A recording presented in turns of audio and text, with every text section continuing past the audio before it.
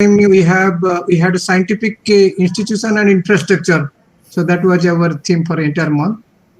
So last month it was some startup and creativity.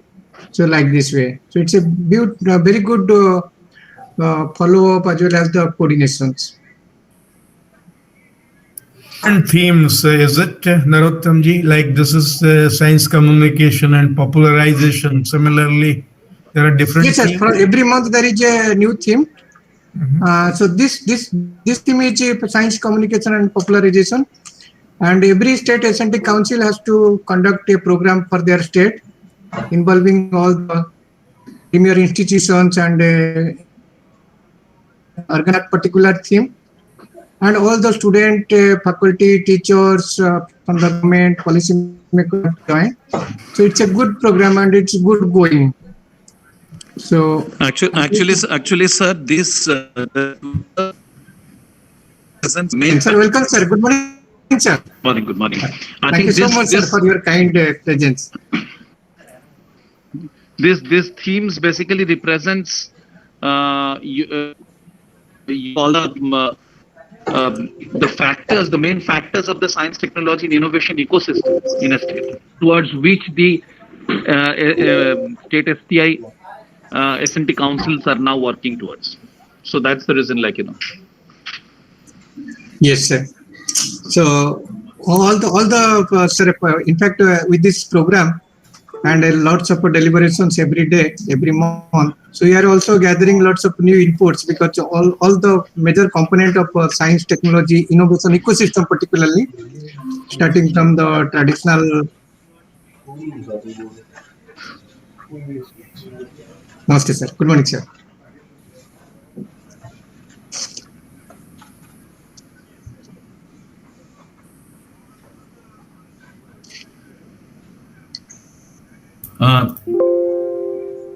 Narottamji, should you wait for some more time? Sir, just a minute, sir. Dr. Payal, we have all the faculties. Like we have Modi sir from Science City. Modi sir will be from the Science City login, and Dharmendra Tiwari sir will be joining a bit late. So okay, we can start, so whenever you say. Pulkesh? Yes, sir. Pulkesh, yes, sir. Modi sir is there? नहीं sir, अभी आए नहीं sir. बस पहुंच रहे sir. 2 minute. तो हम लोग स्टार्ट कर दें, जस्ट ब्रीफ. जी सर. आपको बता देंगे ज्वाइन करने के लिए. हाँ, ठीक है sir. Okay. Sir, we can start with your kind permission. We have Mr. Modi from Executive Director. He is joining soon. And another speaker, Sri Dharmendra Tiwari, the Director of Doordarshan Ahmedabad. Actually, he is just reaching at Sikkim. So he will be joining from there during that time. So with your kind permission, we can start, sir. Okay, let's. Now we can start.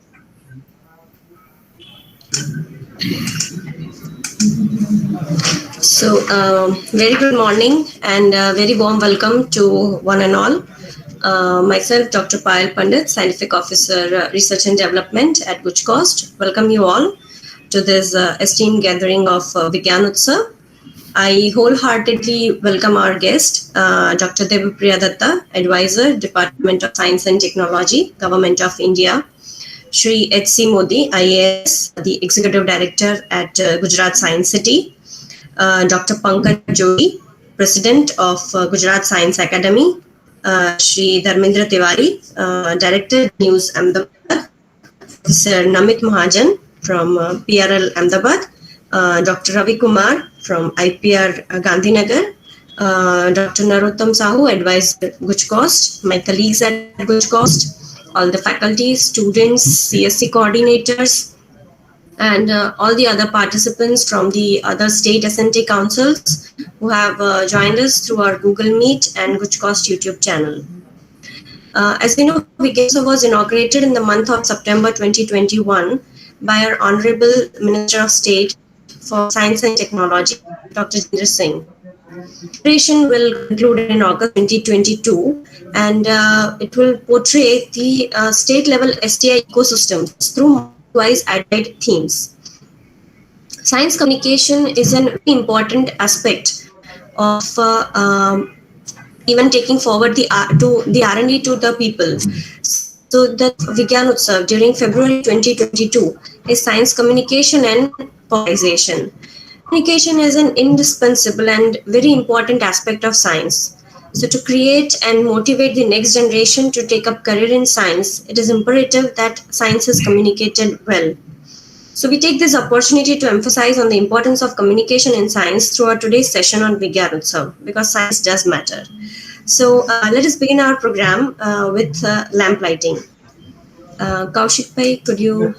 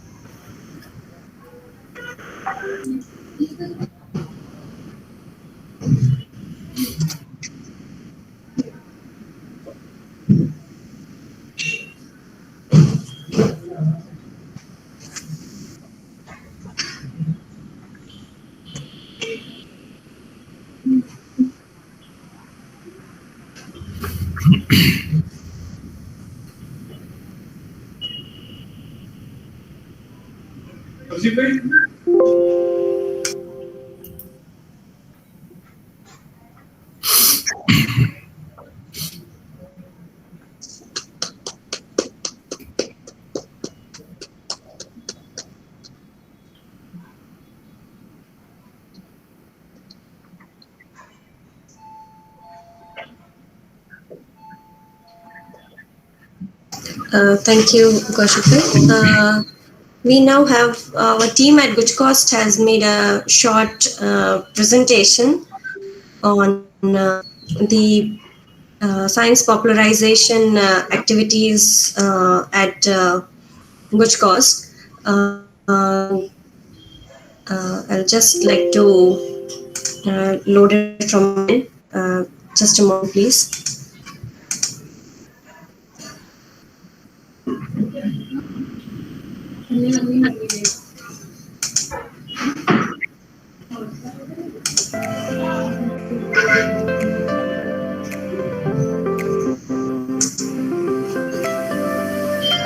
It is well said that science is not finished until it's communicated.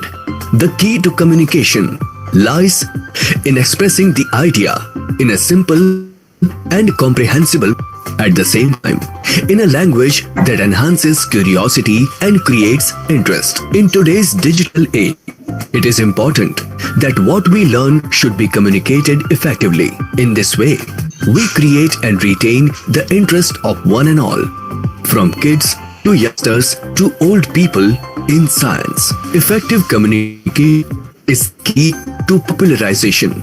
GUJCOST, at its heart, is involved in science outreach and popularization activities. With a multitude of activities articulated in a creative manner, GUJCOST reaches out to the common man with its citizen science activities.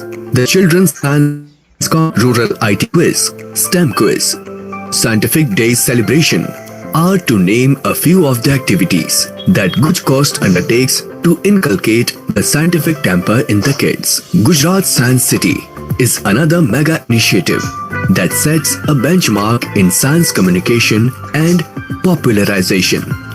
With various thematic galleries, activity centers, and fun activities, Gujarat Science City is always in the pursuit of taking science to society, to make science accessible to one and all across the length and breadth of the state. 4 regional science centers are being established at Patan, Rajkot, Bhavnagar and Bhuj. Each of these centers houses unique galleries and is a unique experience for science lovers to visit and explore. In addition, there are community science centers in almost every district of the state that are focused on capturing the curiosity and feeding the inquisitiveness of the young minds. Science communication is an art of crafting and conveying scientific facts in an interesting and exciting manner without degrading it intellectually. GUJCOST, articulating science. inspiring future.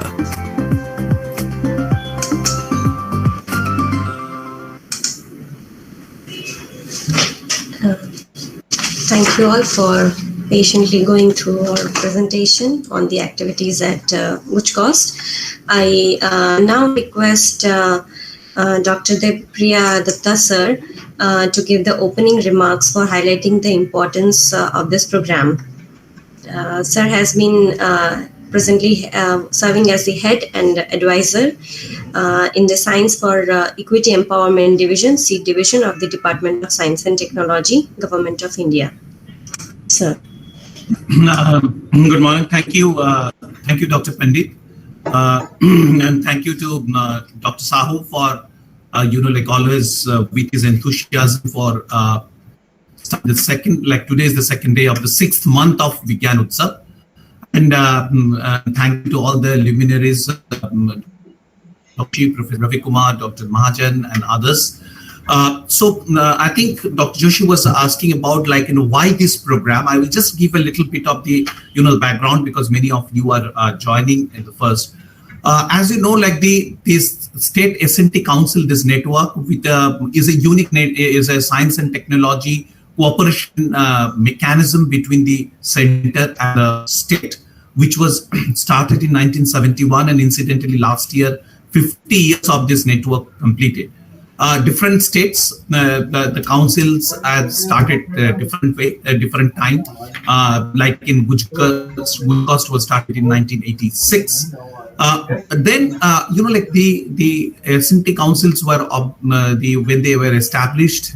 That time the nation building, the carve up nation building was at that stage where the main role was them to create that the science and technological awareness among the different stakeholders.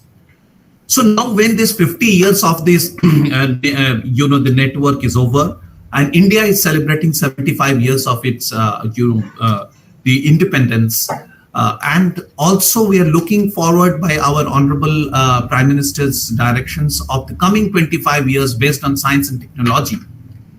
We we are relooking into the role of these state S&T councils, rather than being an only creator of the awareness and about the the science and technology. They should be really the catalysts of the science, technology, and innovation, the ecosystem of the states. And in that context, we identify that the main 12 the factors or the aspects of the science, technology, innovation ecosystem at a state level, and each month we are each of the the STI science and technology state S&T councils, they are presenting that aspects here. So in that way, today the 6th month we have started with the science communication and the popularizations as a factor of the science, technology, and innovation ecosystem. This is an opportunity also to relook in progressively and see that what's the role of the science, technology, innovation, and popularizations. Like as you have seen in the film of GUJCOST itself, the focus is that to create the scientific temper, scientific awareness. What should be the forward trajectory of the science, technology, and this science communications and popularizations. I believe that the science, technology, and communications in the nations, as in many of the the developed nations has gone, should be to strengthen in the Indian science and technology enterprise for addressing the sustainable development goal, and in our context through the addressing these Atmanirbhar Bharat. That is another goal with which we are organizing this Vigyan Utsav. Till now, the science popularizations movement in this country has really strengthened the objective of the creating scientific temper.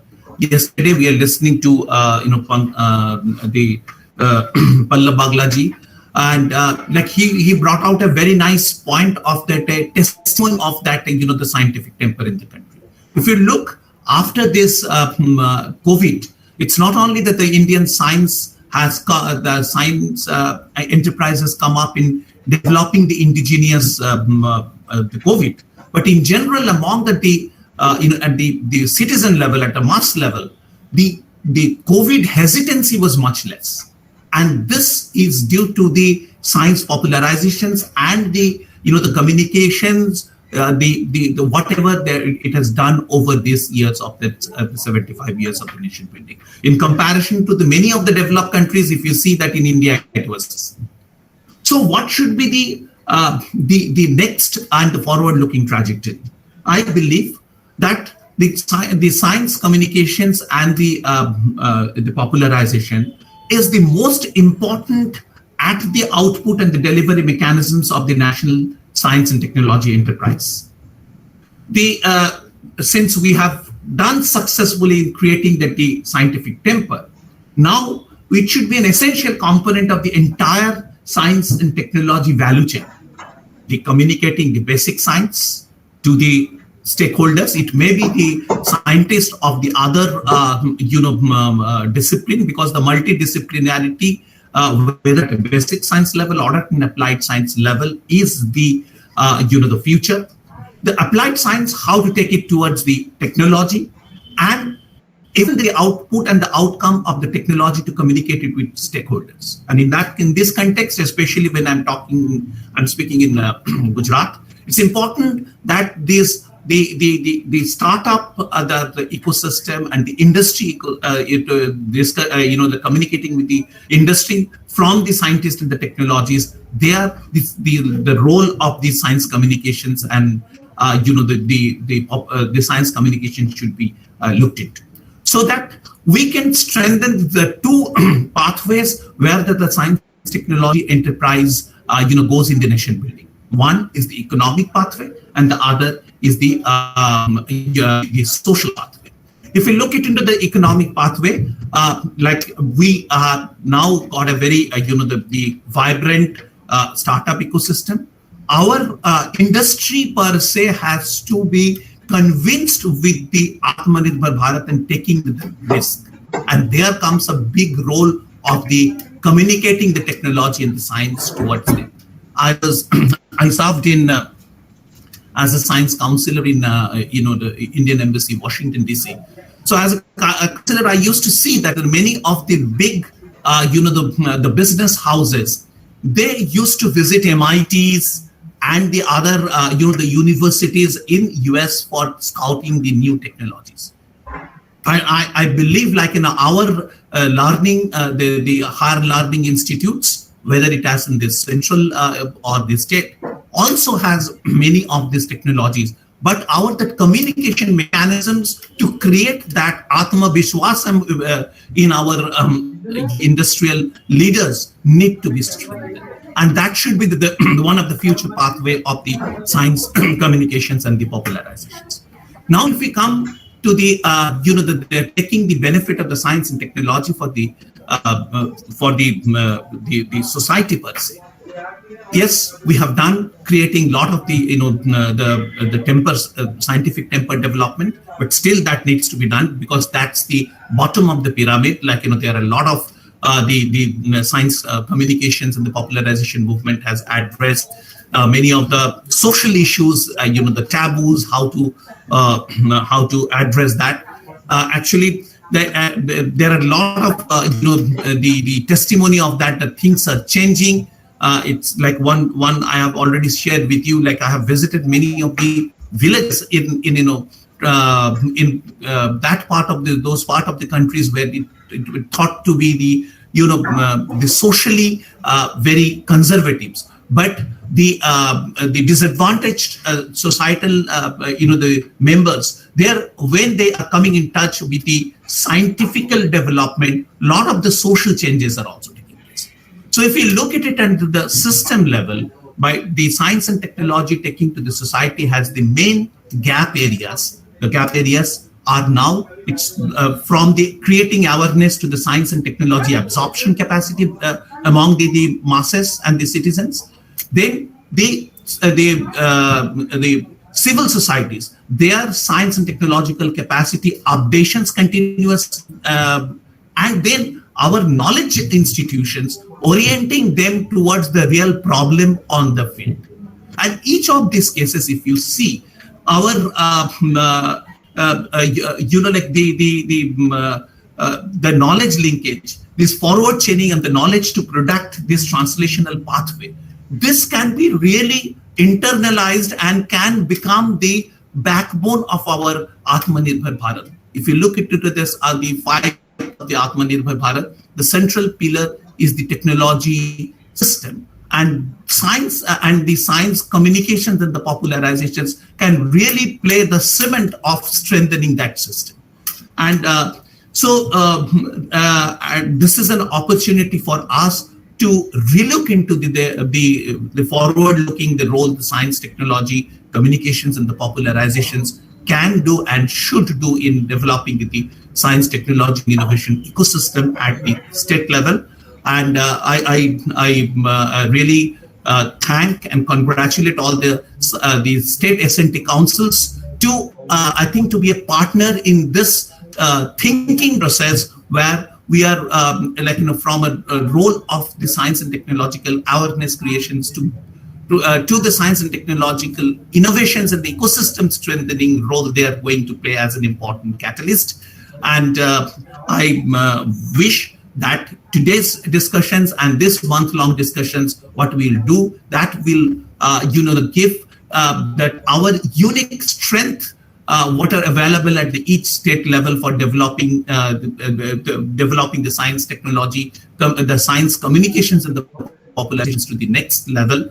And as a nations, we will show that we can do in our way for internalizations, the capacity, the science and technology absorption capacity of the community, and the gap what are remaining into the system, so that the science, I believe that the science communications and the popularizations is the most important, the setu which can make between the science and the society. With this, I congratulate you and I wish you a very, the fruitful discussions. But I request also, let us not remain only in the discussions. Try to point out that what are the main points emerging out of that, because luckily you have got Gujarat is a vibrant state. You have got the people from the different the stream.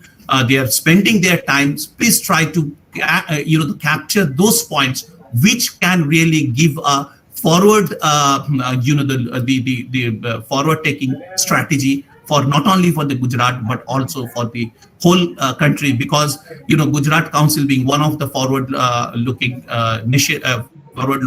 S&T councils, all of us are looking towards you for giving innovations and innovations not only in terms of the technology and the science, but the innovations thinking, innovative the capacity building for developing the India science technology enterprise ahead. Thank you very much.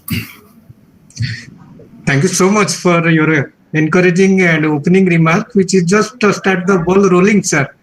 I think we will be taking your kind advice, and as for our discussion, we'll be fine not only discussing on what are the ways and the scopes and the concepts to the science communication popularization platform, but definitely we'll be trying to finding out the issues and concerns that we have learned from last 75 years of our Azadi ki Amrit Mahotsav. Thank you so much for your precious presence and kind advice. Thank you so much, sir. Thank you so much, sir. It was indeed very nice to hear from you. And very rightly pointed out that Gujarat being the hub of the startups and various industries, the communication mechanism being the setu for connecting them with the scientists is really important for our state. Thank you so much, sir. Next, we have Shri H.C. Modi, sir, the Executive Director of Gujarat Science City. Earlier, sir was the Mission Director at the Gujarat Urban Livelihood Mission in Gandhinagar. I request sir for his talk on the science popularization activities at Science City and how people connect with Science City in Gujarat. Sir. Good morning, all the distinguished guests. I have recently joined one of the best destinations in Ahmedabad, the Science City, as Executive Director. And it's been 1 month now. And I congratulate on this Vigyan Utsav, all of you. I welcome dear sirs, Dr. Dept, the advisor and the head of SEED and SSTP division of Department of Science and Technology, Government of India, Dr. Pankaj Joshi sir, distinguished scientists and President Gujarat Science Academy, Shri Dharmendra Tiwari, Director DD News Ahmedabad, Professor Amrit Mahotsav Physical Research Laboratory Ahmedabad, Dr. Ravi Kumar, Institute of Plasma Research Park, Gandhinagar, Dr. Narottam Sahu, Advisor GUJCOST, and all directors, members, secretaries, faculties of state and science and technology councils across India, my colleagues at Science City and GUJCOST, my dear students from schools across the state and India, college and university departments in the state who are attending this program on YouTube channel. On behalf of Gujarat Science City, I wish to greet you all on this occasion of Vigyan Utsav, a countrywide program on virtual platform. I am extremely happy that the topic of webinar is science communication and science popularization, which is one of the identified area in Gujarat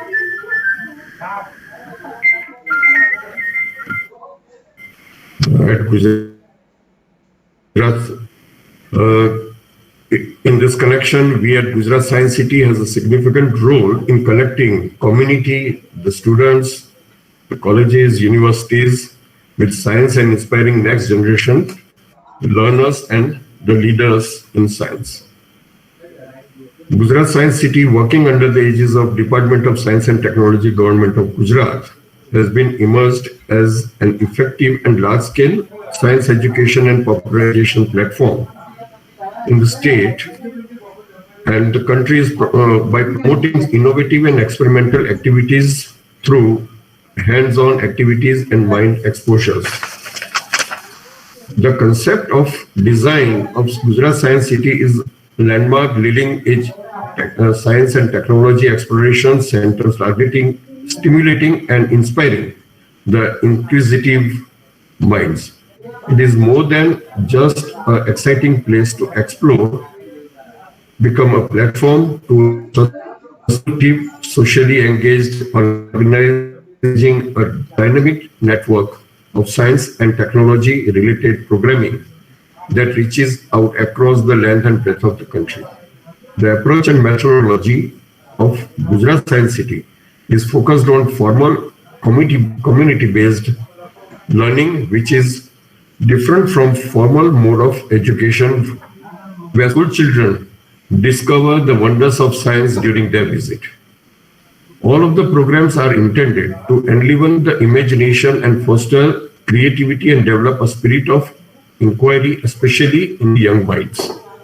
The Gujarat Science City is being developed in a phased manner and conceptualized on hexagonal grid patterns and house various themes pavilions. The first phase of Science City is consisting of India's first IMAX 3D theater, which is one of the biggest in India, Hall of Space, Hall of Science, Energy Education Park, Children Activity Center, Musical Fountain, Amphitheater, LED screen, and Life Science Park, Planet Earth, simulators and auditoriums and basic amenities with beautiful landscape on the campus. It is now popular destination of interest to one and all. The second phase has already opened up with more than applied cutting-edge science and technology themes, including Aquatic Gallery, Robotic Gallery, which are already open. And we are also planning on Astronomy Space Gallery, which is due to start or open on August or so. We have seen that children often demand robots and big animal toys from their parents. And the children request the dinosaur in the house, while some would ask for lions. Where do all these children get at home? So it is the option is for the children, and one and all is Science City. Our young friends will be able to get experience on how the robot can be useful in many fields like medicine, agriculture, space, defense, and of course, nobody will be able to resist the experience of robotic chef at the Robo Cafe and the pleasure of eating the food served by robot waiters. We have also the Aquatic Gallery, which was opened by Honorable Prime Minister in July.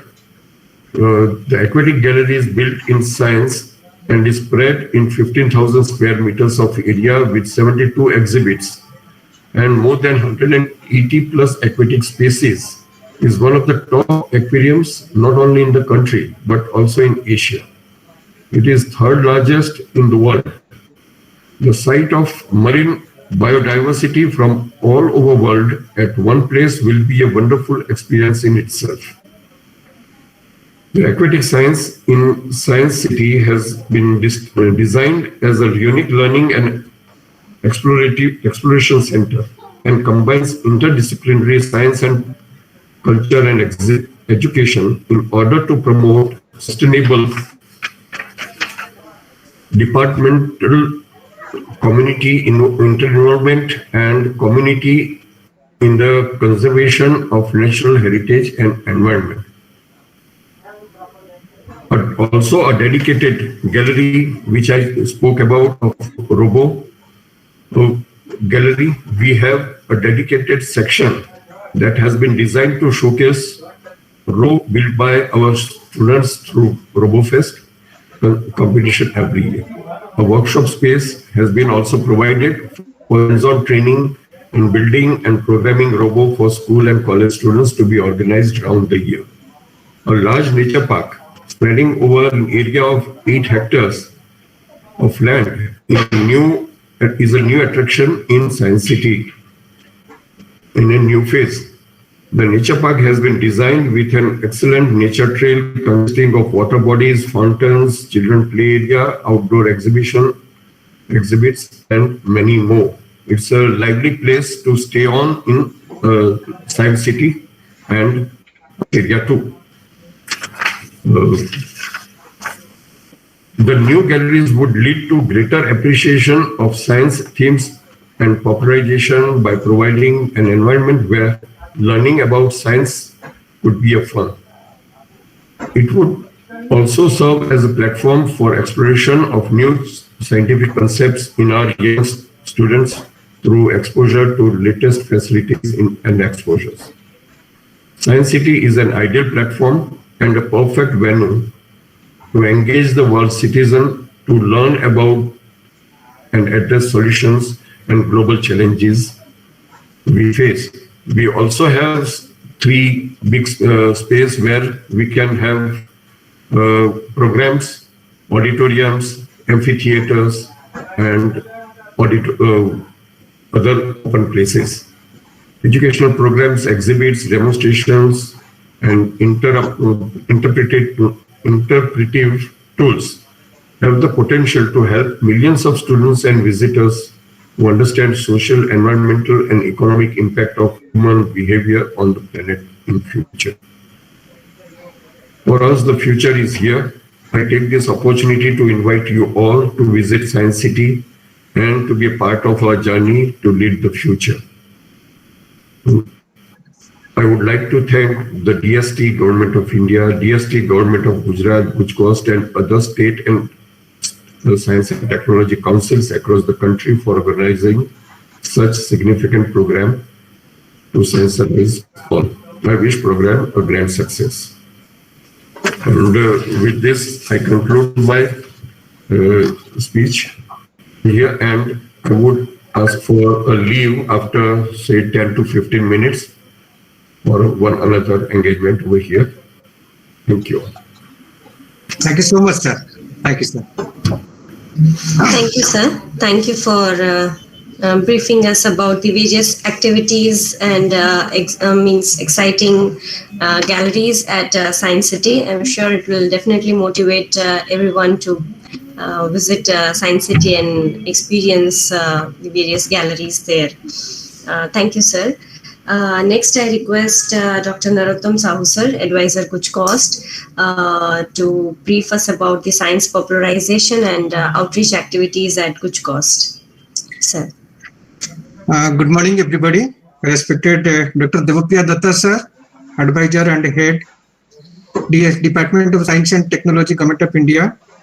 Sri S.C. Modi, sir, Executive Director, Gujarat Science City.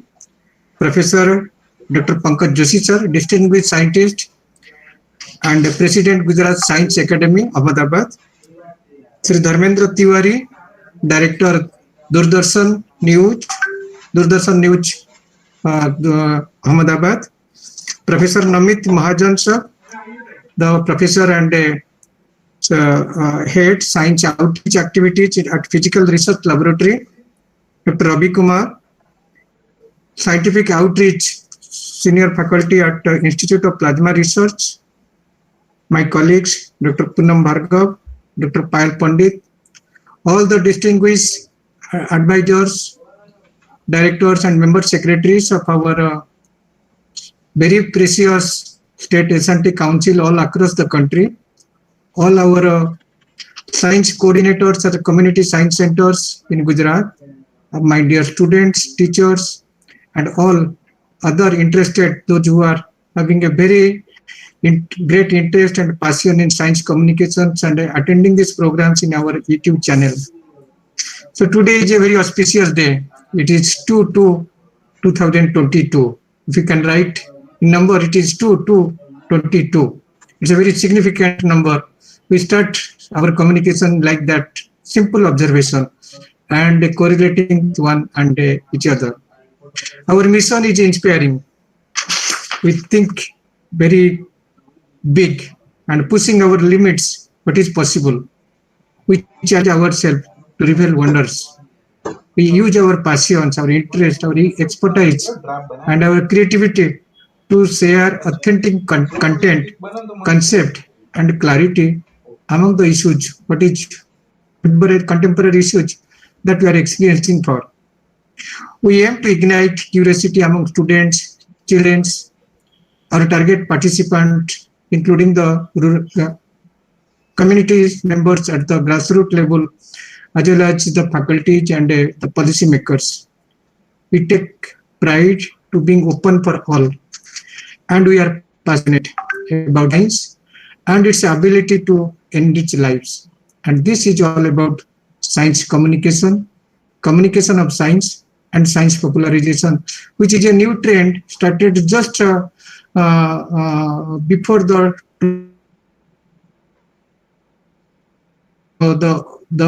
while we are celebrating this 75 years of our independence and celebrating the glorious past of our Azadi ki Amrit Mahotsav.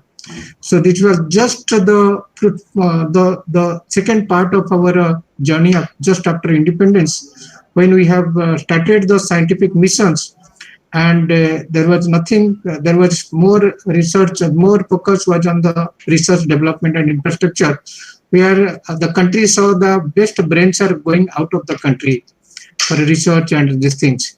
So this was the development late 80 and 90, where the science city, science museum, science centers concepts were emerged, and slowly there was the urgency of that communication of science, which was in between the scientific study and science research, that has been very well understood. So that's the reason we are now in a very golden period, golden age of science communications. We are now, our policymaker, our honorable prime ministers and the different both union government as well as the state governments, they understand that only the science component is the key for the development. As we discussed and learned from Sri S.C. Modi sir, that science is the future and future is beginning from here. So that's the reason that if you can have a look into it, just the day before yesterday's budget, union budget, we have seen that much emphasis has given to the scientific research, scientific infrastructure, and scientific development, which will be inspiring and encouraging our younger generation, particularly the startup sectors, young entrepreneurs, to start a career and start a future. And as rightly expressed by our advisor, Sri Dr. Devapriya Datta sir, that now we have to communicate, our younger generation has to march for that scouting of new technology so that they can contribute and they can make their effort for the Atmanirbhar Bharat. In that way, we are happy that this State S&T Council network and the concept and content of this Vigyan Utsav to commemorate the Azadi ke Amrit Mahotsav festival, it turns into a very well organized brainstorming sessions with a galaxy of experts in the different state levels, different premier institutions, different disciplines, so that we are coming across. In that case, we are happy to work under the Department of Science and Technology, Government of India, Department of Science and Technology, Government of Gujarat, and to create that platform for thousands of students, teachers, community members, the states and other parts of the country, to make them this accessible. So in this case, as we have mentioned, as our Datta sir has just mentioned, that this is a benchmark of result that how science communication effect and how we can measure the impact of science communications. That were just day before day we have discussed in detail also, that while we are going, entire country, entire planet Earth is going through this pandemic situation, and we are listening that lots of things, misconceptions, misbeliefs, that things is there to prevent this challenging time COVID-19.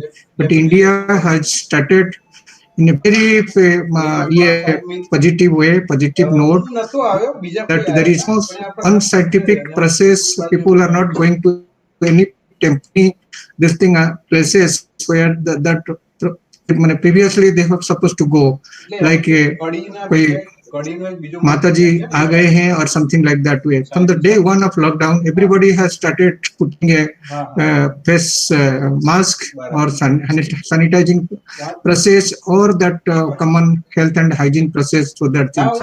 When the last January 16th, Honorable Prime Minister started the world's largest vaccine drive campaign. So everybody was thinking that people will be not coming forward to get that vaccine or something like that, because lots of discussion was there in the foreign countries and foreign media that this vaccine has developed in a very short span of time. Nobody knows that what would be its efficacy, what would be the effect. So without effect, how can the citizens have to take the? But one analysis, it has been well explained that India is the first country where the vaccine resistance is negligible in comparison to others. Now we have having 1 year of this vaccination drive, and we got the maximum number of citizens getting vaccinated through the double dose, single dose, or the government has started this vaccination for the children, things like that. So in this way, we can have that. These are the few impacts of this positive science communications, and government is also taking the right direction, right approach for the development of infrastructures and the methodology for science promotion and popularization. We are blessed that in Gujarat, the state government, with the very generous support of the government of India, we are having our science city. We have almost 33 community science centers dedicated for the common cause of science and technology promotion. We are also developed 5 regional science centers, which is just ready for opening. So we have brought a new concept of a science tourism destination in the country. And while the people are going other places for the tourist point of view, we are now bringing that concept that they can visit a science center, science city, science museum, and got something knowledge which is very relevant to their day-to-day life. and to enrich themselves, their family, their life, their livelihood like this way. So in that way, the GUJCOST is very fortunate to working under the umbrella of DST Gujarat, DST India, and with all the stakeholders, like the premier institution like a Space Application Center, Physical Research Laboratory, Institute of Plasma Research, Gujarat Science Academy, and all the institutions we have creating a very enabling environment and an ecosystem where everybody is a part of this bigger mission to make the future ready with our children and child, these things. So GUJCOST has taken a few forwarding steps, which is also we are getting the impact like the forward way of bringing that super technology, supercomputers in our classroom, bringing that things, bringing all other, giving a creativity platform to the engineering student, even the school children's, like Atal Tinkering Labs by the Niti Aayog state. We have the state almost 500 Atal Tinkering Labs is also being mentored, and this year it's a very encouraging and very inspiring mission we have taken by our Honorable Chief Minister, Honorable Minister for State Science and Minister for Science and Technology, and our very dynamic and visionary Secretary, Sri Vijay Nehra sir, that GUJCOST has launched this Gujarat STEM quiz, which had just completed its registration process with 5,50,000 of students from standard 9, 10, 11, and 12. You can imagine 5,50,000 students from 9, 10, 11 standards. They are registered for this science, technology, engineering, and mathematics competition, which will be a stepping stone in their career and future. So these are some few of our programs which inspired us, our team, and the students, parents, and the teachers who can be directed in that rightful way. So in this way, we are very fortunate or thankful to all our faculties today, and we will be noting down all the other issues and concerns that we have also supposed to take care of that things.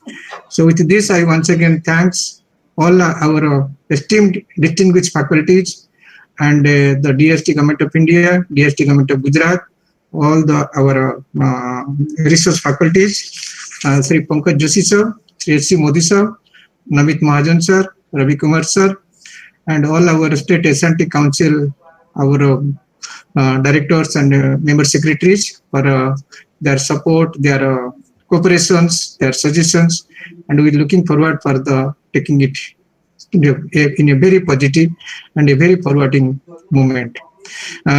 Just for GUJCOST activities, I would like to request Dr. Poonam Bhargav, Principal Scientific Officer, GUJCOST, to give a brief presentation about the GUJCOST way of science communication.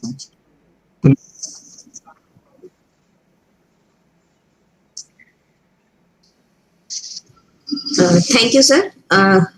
Good afternoon, good morning to one and all. Respected Dr. Devapriya Datta sir, respected Shri H.C. Modi sir, respected Professor Pankaj Joshi sir, respected Dharmendra Tiwari sir, respected Professor Amrit Mahotsav, respected Dr. Ravi Kumar sir, all the representatives of the various councils who have joined us, our CSC coordinators, our project directors from regional science centers, and all the colleagues of GUJCOST. So I thank our advisor sir to give me the opportunity to represent the GUJCOST activities. So I hope my screen is visible. So Yes, ma'am. yeah. So at GUJCOST with our team of community science centers and the regional science centers, we strive hard under the leadership of our advisor sir to inculcate scientific temper, promote R&D and innovation, create a culture of IPR, and also enhance socio-economic development. So GUJCOST was established in 1986 and we were registered as a society in February 2000. So we basically do our activities under three major heads. One is the popularization of science, promotion of R&D, and the DST-GOI collaborative programs. So under the popularization of science activities, we have 33 community science centers in all the 33 districts of Gujarat.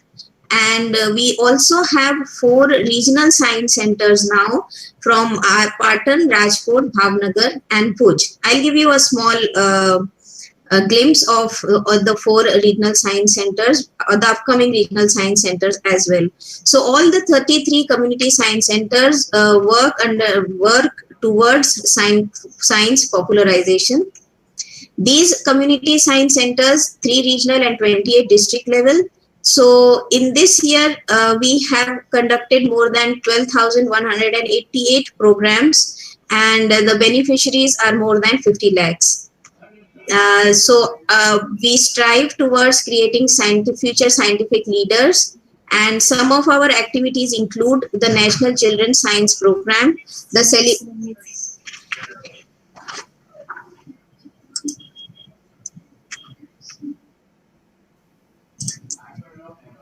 sorry, I'll share it again. Yes, so we have our science popularization programs, which include the National Children's Science Program, the celebration of scientific days, National Science Seminar, the Science and Maths Exhibition, the Rural IT Quiz, Science Drama Competition, Astronomy, Teacher Training Program, Science Olympiad, and several STEM engagements. These are some of the representative images where we have conducted the programs. We strive towards taking science to people and people to science.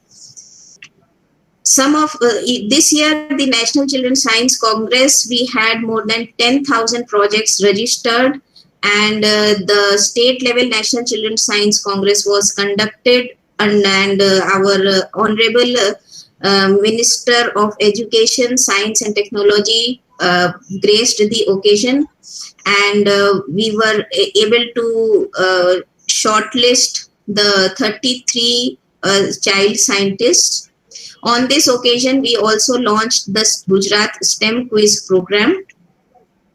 So we also did the National Rural IT Quiz, where more than 50,000 students participated from across all districts.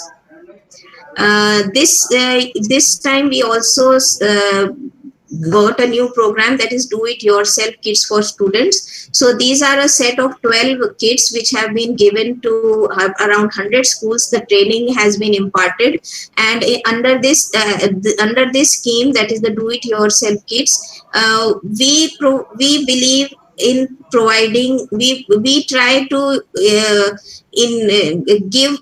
teach science through learning, through hands-on activities. So for that purpose, this kind of a kit was designed, where in a very simple manner the students can actually understand the basic electronics, the basic mechatronics, the science. They can observe the sky. There is a telescope also there.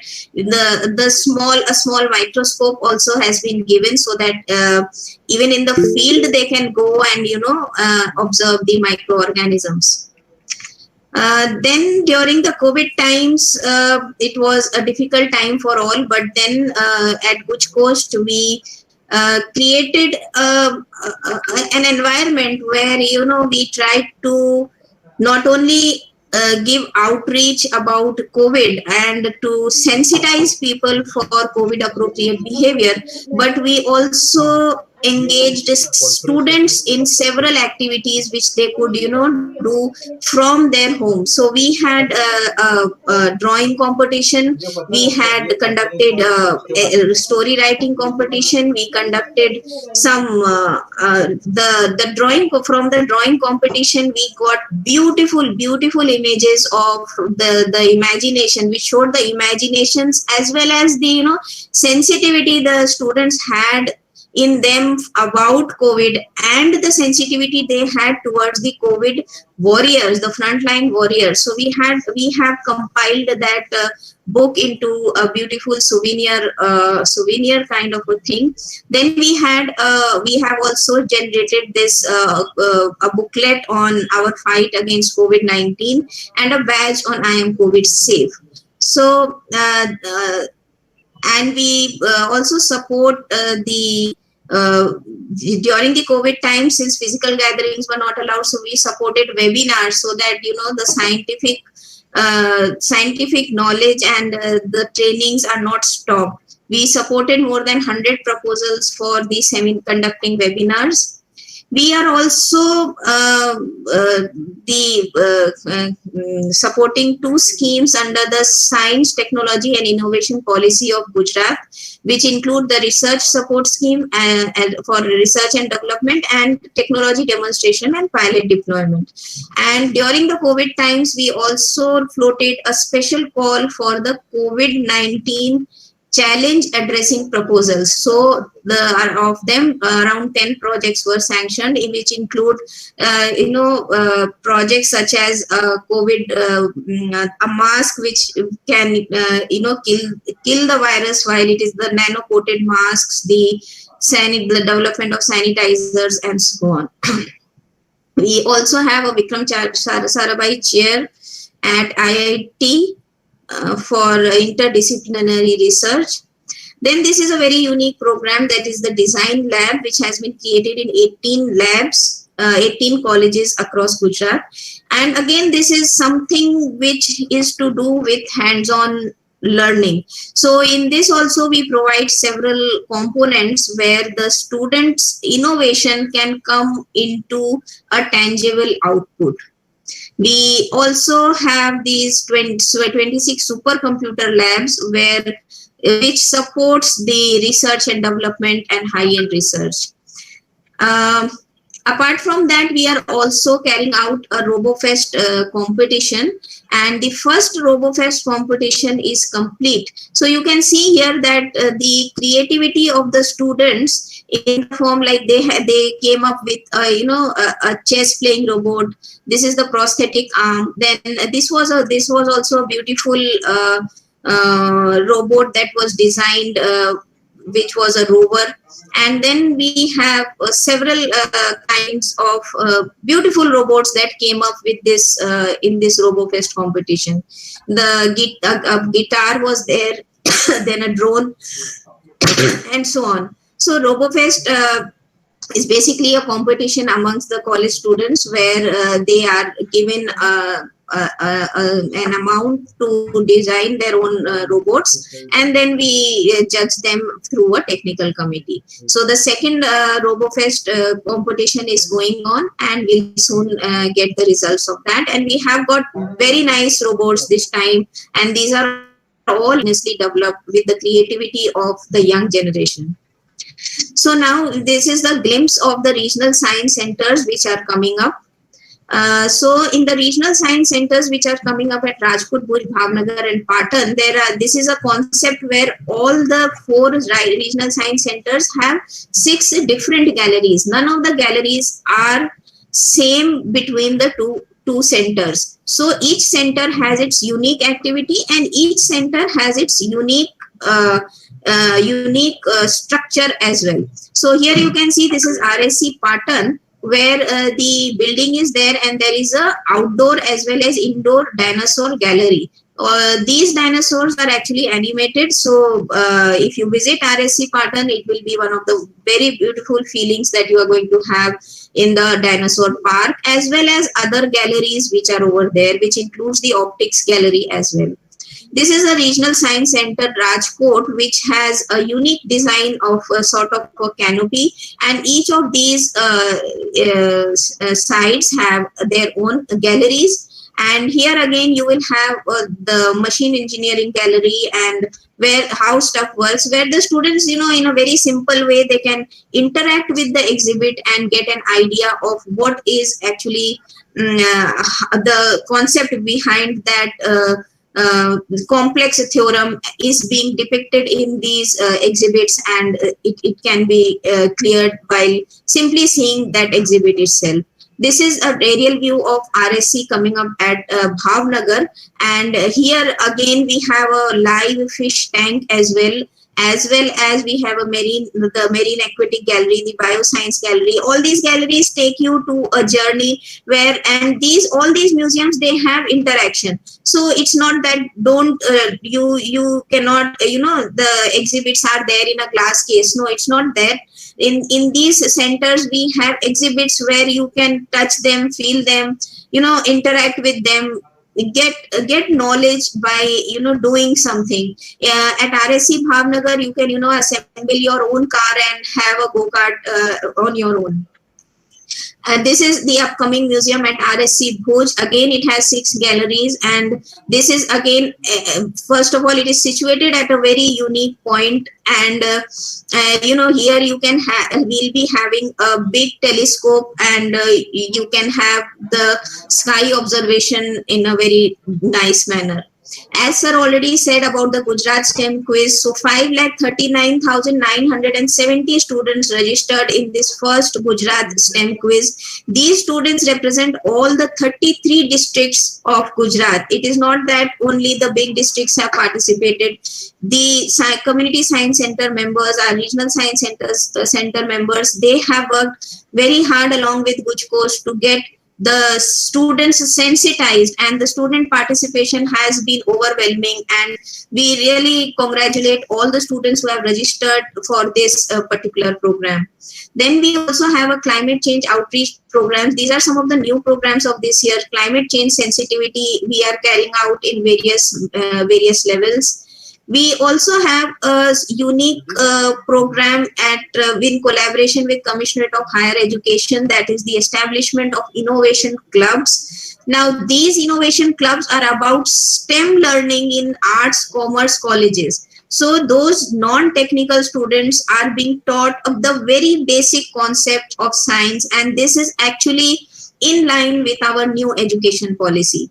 Then GUJCOST also is a partner with International Year in this International Year of Basic Sciences for Sustainable Development, and in this we will be taking part in the International Advisory Committee, and we have already registered, and we have accepted. The partnership is ongoing.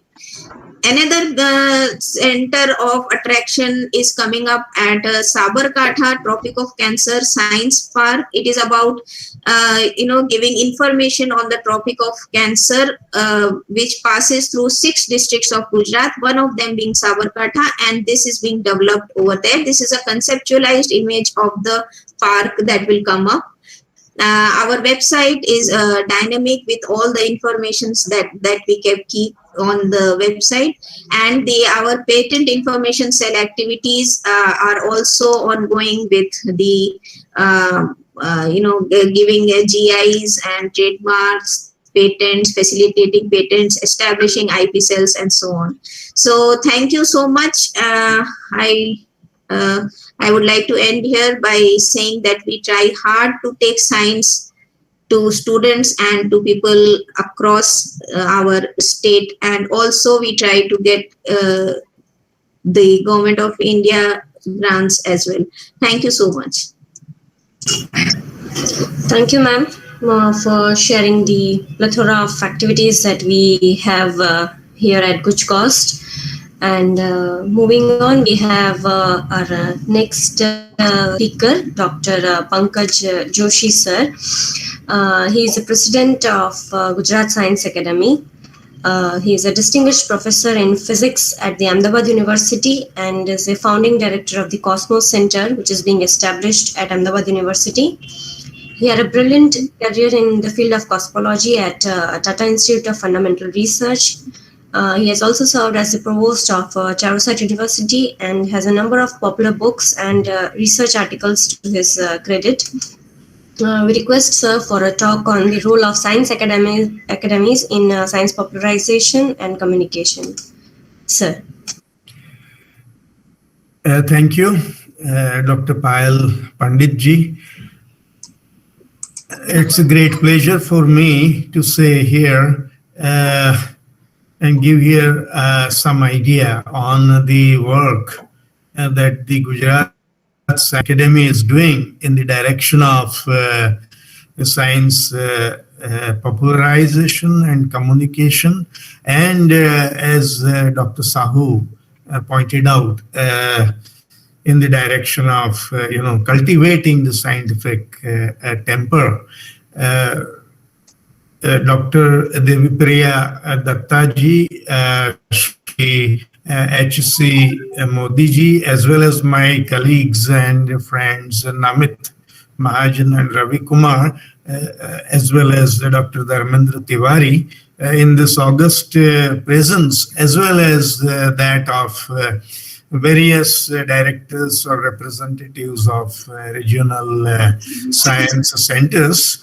I think so far the idea that I am getting is that of a very vibrant and lively activity created by GUJCOST, and together I think we can do a lot more. As Dr. Dattaji said right in the beginning, that Gujarat is in fact playing a vibrant role, and with the establishment of the regional science centers, as well as a science center in each of the districts in the state of Gujarat.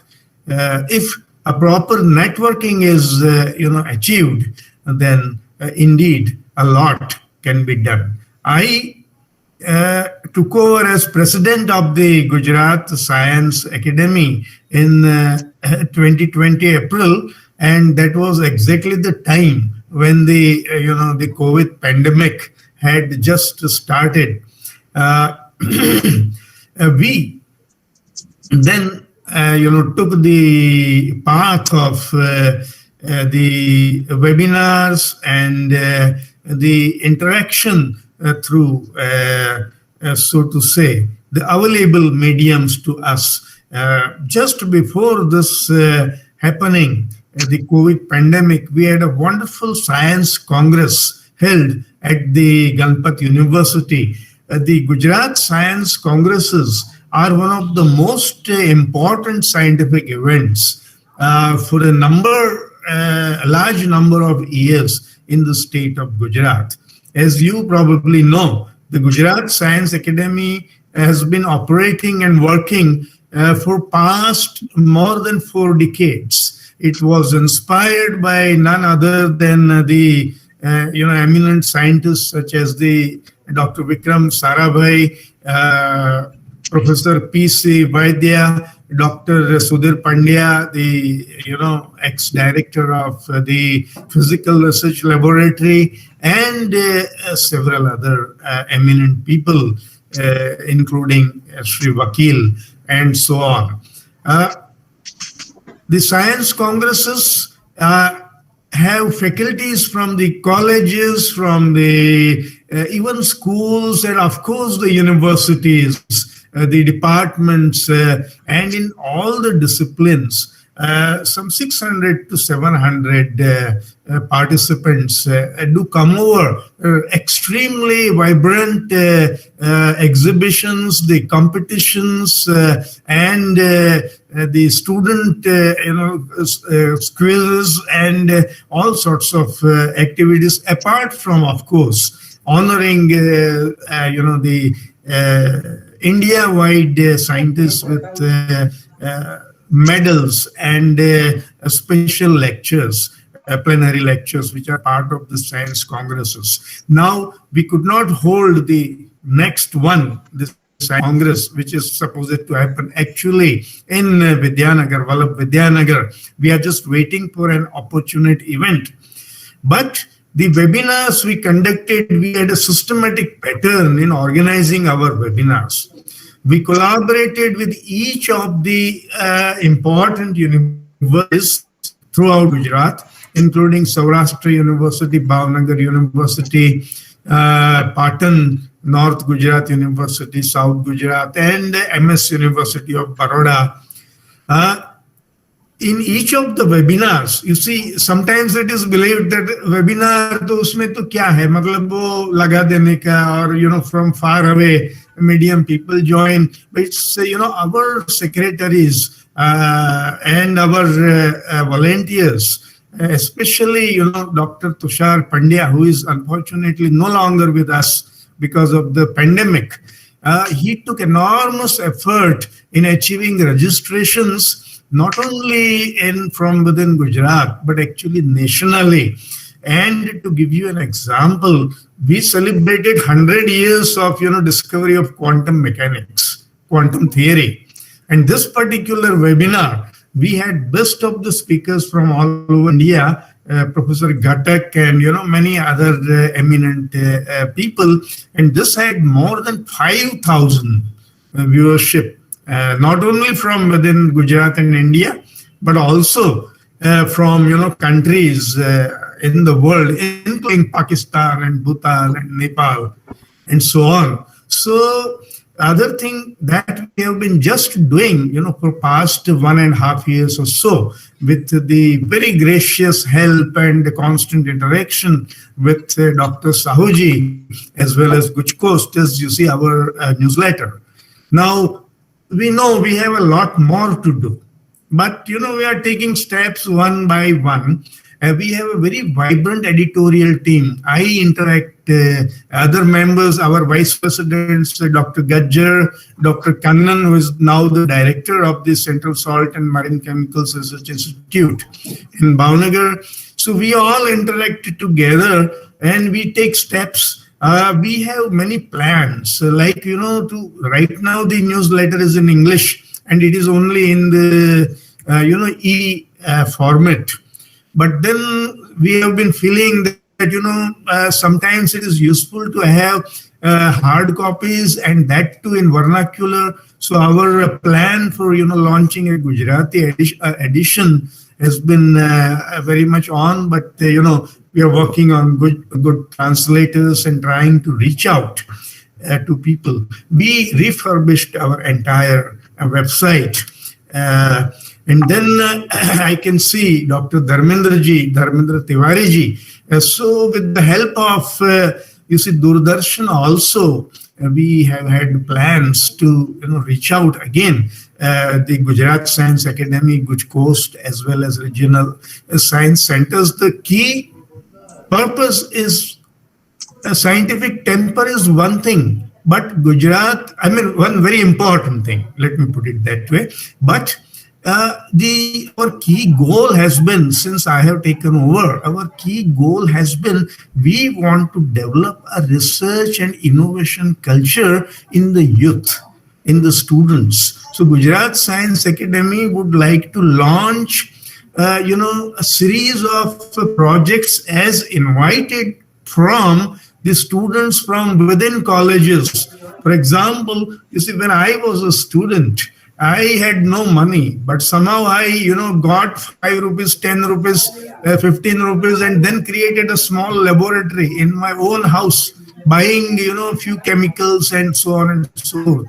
Today, what we want to do is if a young student has a bright project, a possibility, then whether through the help of, either one of the regional science centers or one of the colleges or some of the laboratories, we can encourage, the single projects, the bright ideas that the students might have. And towards this purpose, I think we all together, since we now already have in all the districts, the science centers, which was not the case in, for example, my time or in the times of, many of the senior peoples present over here. Now that we have this, whether we can facilitate and the specialized facilities can be given by the research institutions. I will just end by saying that network collaborative, effort with GUJCOST, the Science City, and the DST, as well as the Gujarat Science Academy, which has a galaxy of very bright people, from not only from Gujarat but also from national level. For example, in the Congress that we had the CSIR Director General, coming and presenting. The Chairman of Department of Atomic Energy came. So we are trying our best that way. But networking, will require a very systematic, framework. We can, work. Each of us are doing wonderful in our own right. Finally, I'll just say that, a very important thing has happened. The IIT Kanpur chairman of Board of Governors, Dr. K. Radhakrishnan, who was the ex-chairman of ISRO, he has announced that they are, creating an entire wing or department for space and astrophysics and cosmology. Now, this is a wonderful beginning because the space is the new frontier. So many new things are happening. So, in connection and the collaboration with, the government as well as the science city. In fact, before a few, couple of months, 2-3 months ago, we had a detailed discussion, a conference of all the vice chancellors in the presence of the education ministers and others, how to, create a new space culture, creating a course for all the universities in Gujarat. And this can be launched through the science city. And now with the help of Gujarat Science Academy also, maybe this is the time to take up this new initiative. With this, a few words and welcoming all the suggestions from all of you. I thank you all for this nice opportunity to be with you and talk to you. Thank you. Thank you very much, sir, for briefing us about the role of science academies and yes, about the student-centric projects that needs to be taken up, and yes, drafting the content in vernacular language is definitely a very interesting task that needs to be taken up. Thank you very much, sir. Thank you. Thank you so much, sir. It's a very encouraging and very inspiring, sir. We'll be looking forward to work under your guidance and your direction. Thank you very much. Thank you. Welcome, Dharmendra Tiwari, sir. Namaste. Sir, thank you so much. Big dear, sir. Thank you. So we have और Professor. मेरी आवाज आ रही है? Sir. Thank you so much, sir. बहुत बहुत धन्यवाद गुज coast का और साइंस सिटी अहमदाबाद का, साहू साहब का, दत्ता साहब का, पंकज जोशी जी साहब से मेरा अच्छा परिचय है। आपने जिक्र किया, मुझे बहुत अच्छा लगा। और आज का जो आपका ये आउटरीच प्रोग्राम है जिसमें साइंस के फ्रंटियर्स को एक आम आदमी तक कैसे पहुंचाएं, उस पर आप लोग एक अच्छी बेहतरीन चर्चा करने की कोशिश कर रहे हैं। तो मैं थोड़ा सा अपना परिचय देना चाहूंगा अन्य सभी साथियों को जो आज हमारे साथ इस मंच पे जुड़े हैं। मुझे ऐसा लगता है कि मैं भी एक साइंस का स्टूडेंट था। मैं IIT बॉम्बे से मैकेनिकल इंजीनियर हूँ, 1999 में पास आउट हूँ। उसके बाद मैंने सिविल सर्विसेज ज्वाइन किया और मेरे को साइंस में अपना करियर बनाना इसीलिए अच्छा नहीं लगा क्योंकि मुझे लगता नहीं था कि साइंस में ऐसी बहुत सारी बातों का जवाब है जो एक आम आदमी के जीवन में घट रही है, और संवाद या कम्युनिकेशन एक ऐसी दायरा है जिसमें आना शायद मेरे लिए बेहतर ऑप्शन है।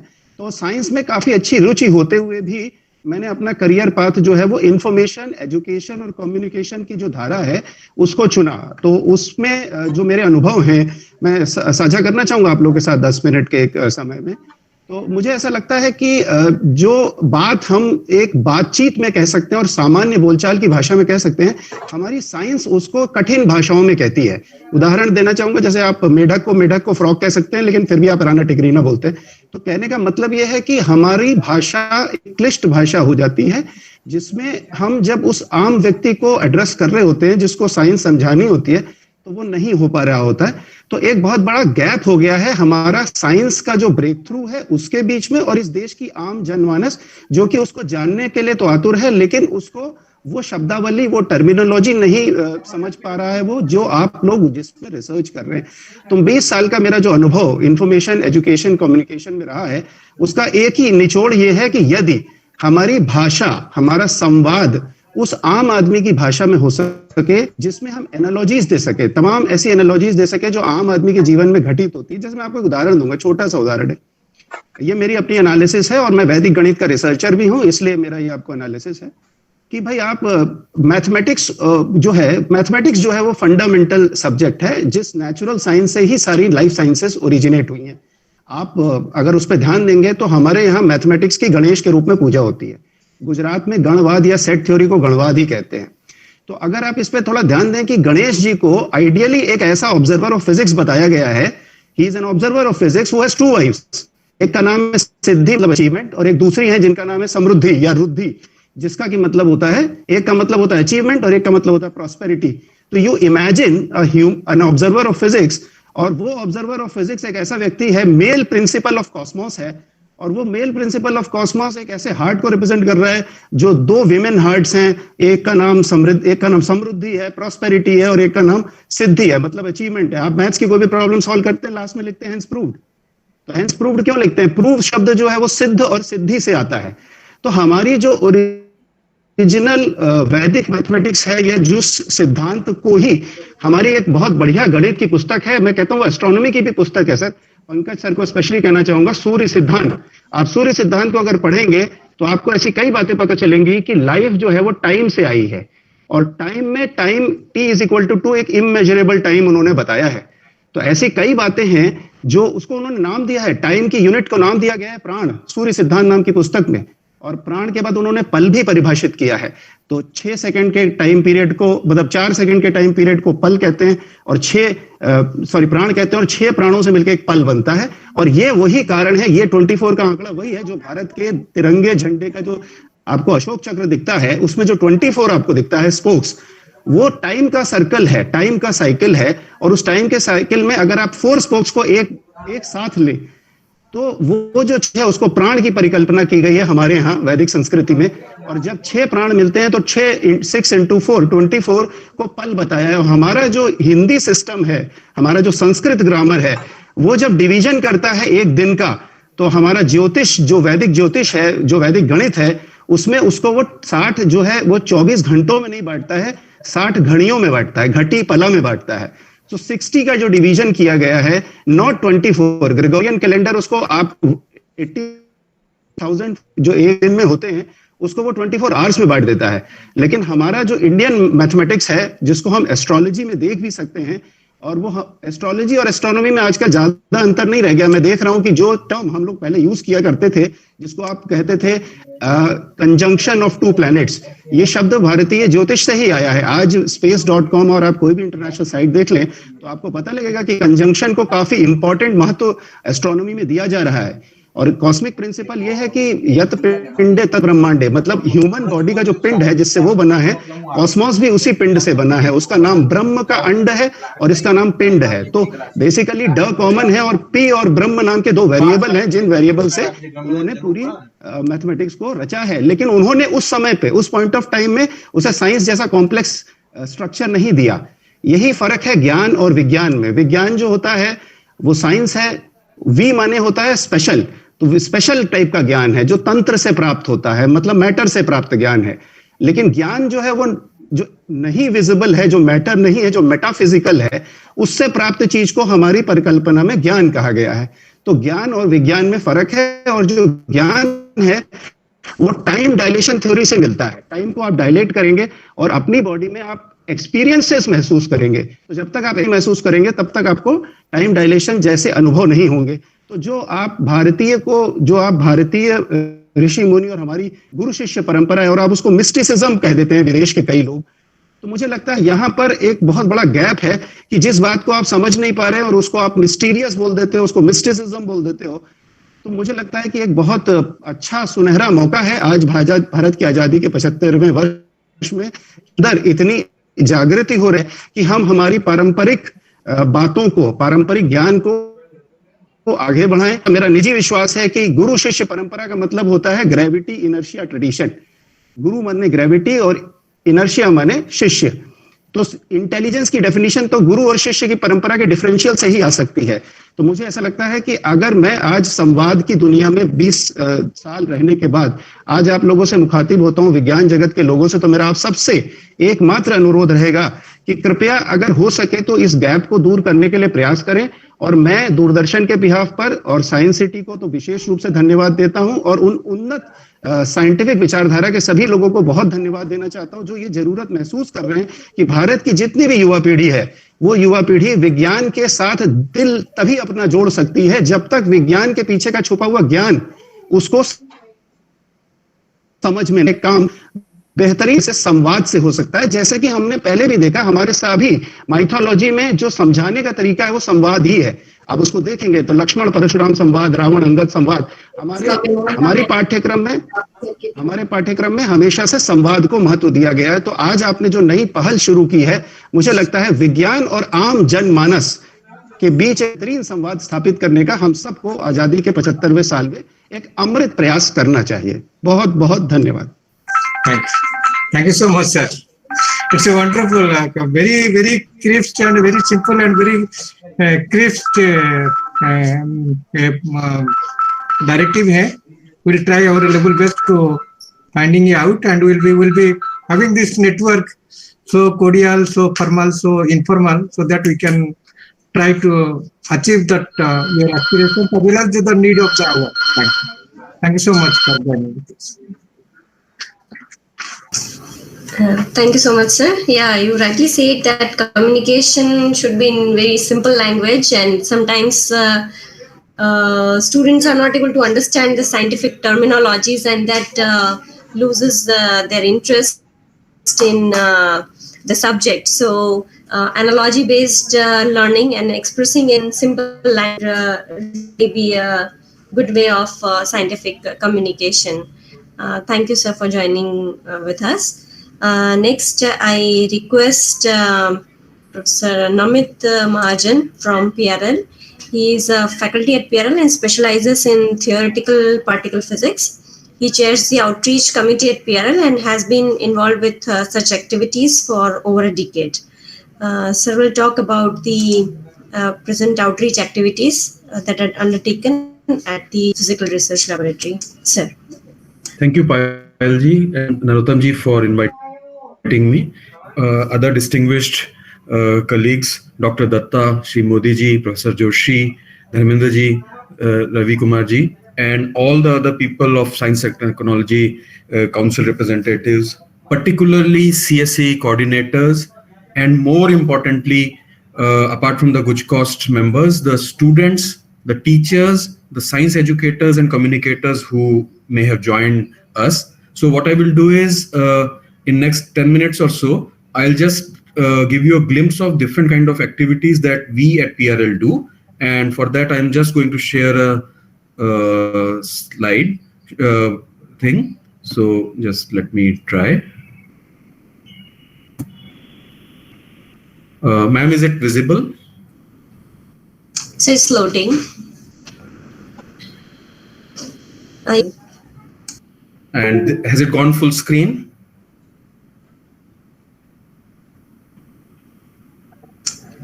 Yeah, but I think the bottom part, the Vigyan Utsav, it is slightly cutting. Okay, I think it's still loading it's from my side. More. Yeah, it's still loading. Maybe.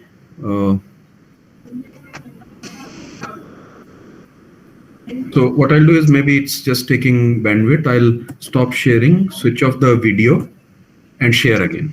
Sorry. Yeah.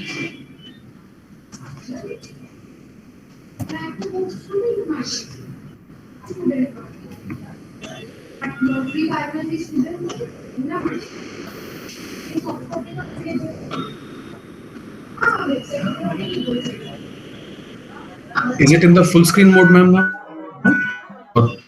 Yeah, it's in the full screen, but we're not able to see the bottom pictures. Oh, so there's some, okay, let me try.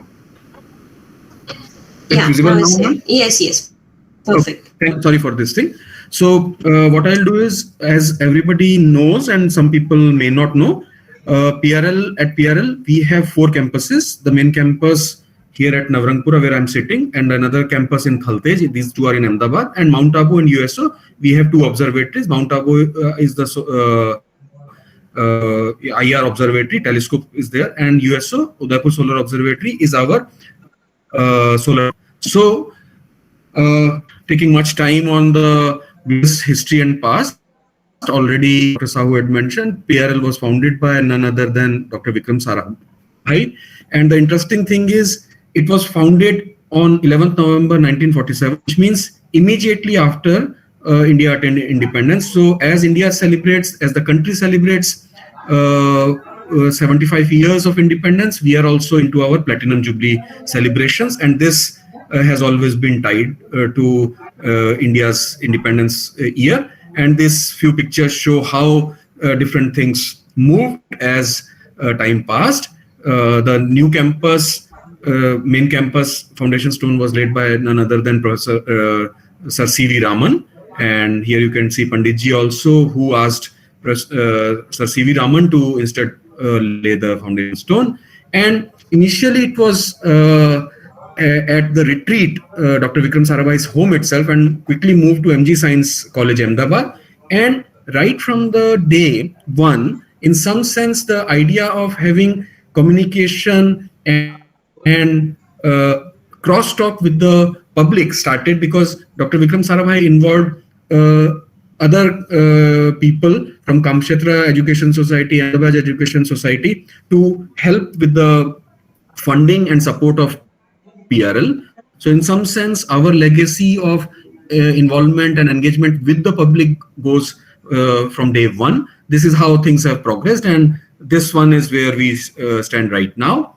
Now, as everybody is well aware of, PRL is called the cradle of Indian Space Research Program. Dr. Vikram Sarabhai is the father of Indian space research, and you can probably see Dr. Madhavan Nair, here Dr. Abdul Kalam, and here are the initial developments. This is the rocket flight and how things developed. So this is all the glorious thing. The important thing I want to say is that when Dr. Vikram Sarabhai started all these things and rocket launching started, as the story goes, there was a church which was very close to local people's heart in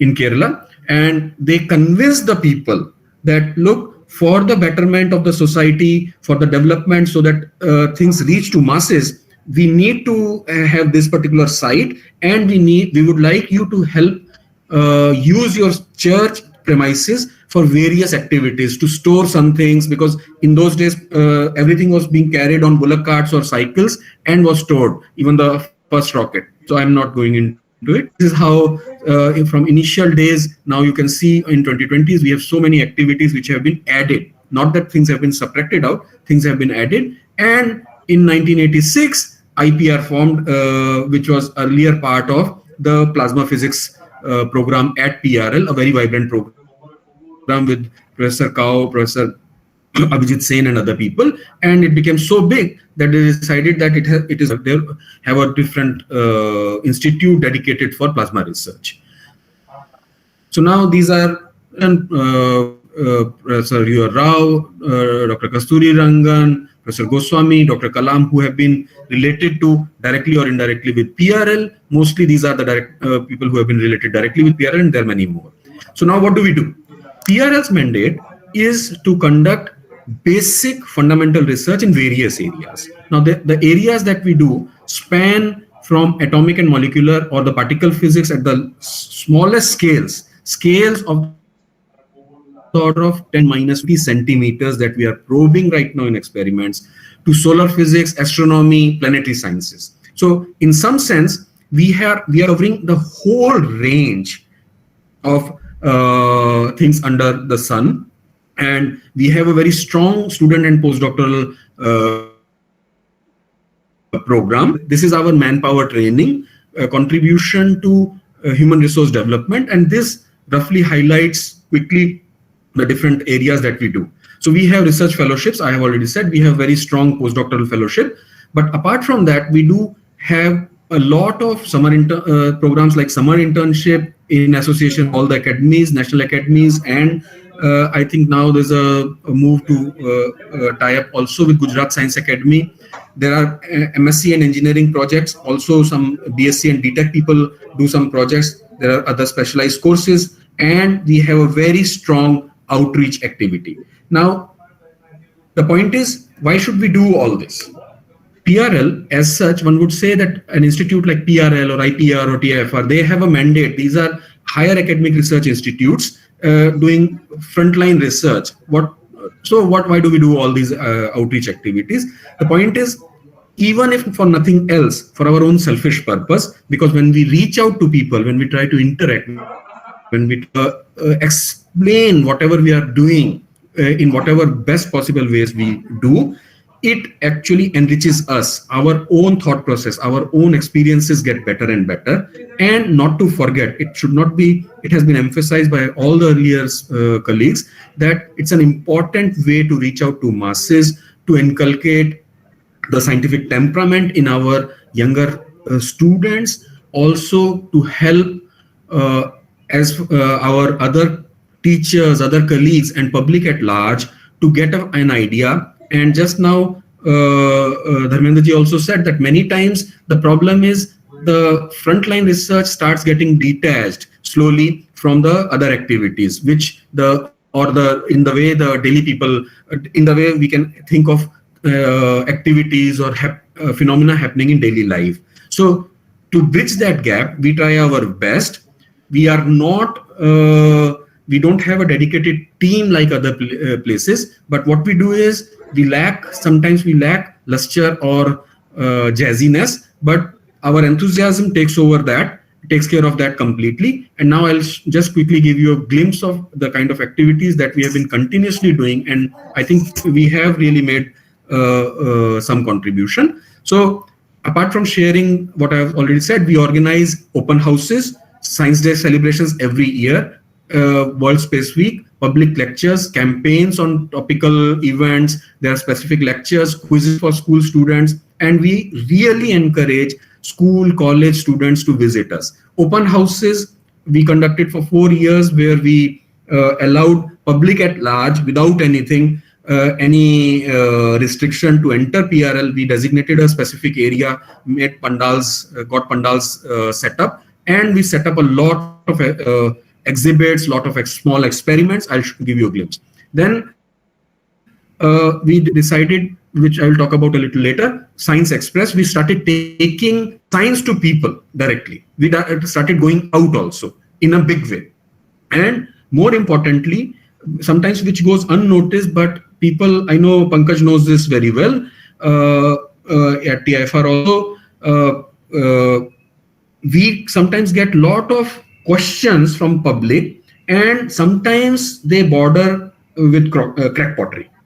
Okay, but it's very difficult. Some of the questions are very nice, sometimes on the wrong track, but you correct them, you interact, you engage with them, and the students or the people who are asking. But sometimes they are very different track. Now it is our earnest responsibility to engage. It's very difficult because they may be after you, they'll call you. We keep getting calls, but it's very, very difficult to just rubbish them. We have to convince them systematically and slowly. So you have to read through their innovative wrong theories, literally work them through. So it's nothing less than actually going through a research paper, but even more complicated and more difficult, because most of them are wrong and you have to point them out to this. However, what is important is the number of students and visitors that have reached out, come to PRL in last 5-6 years is almost touching 50,000. Remember,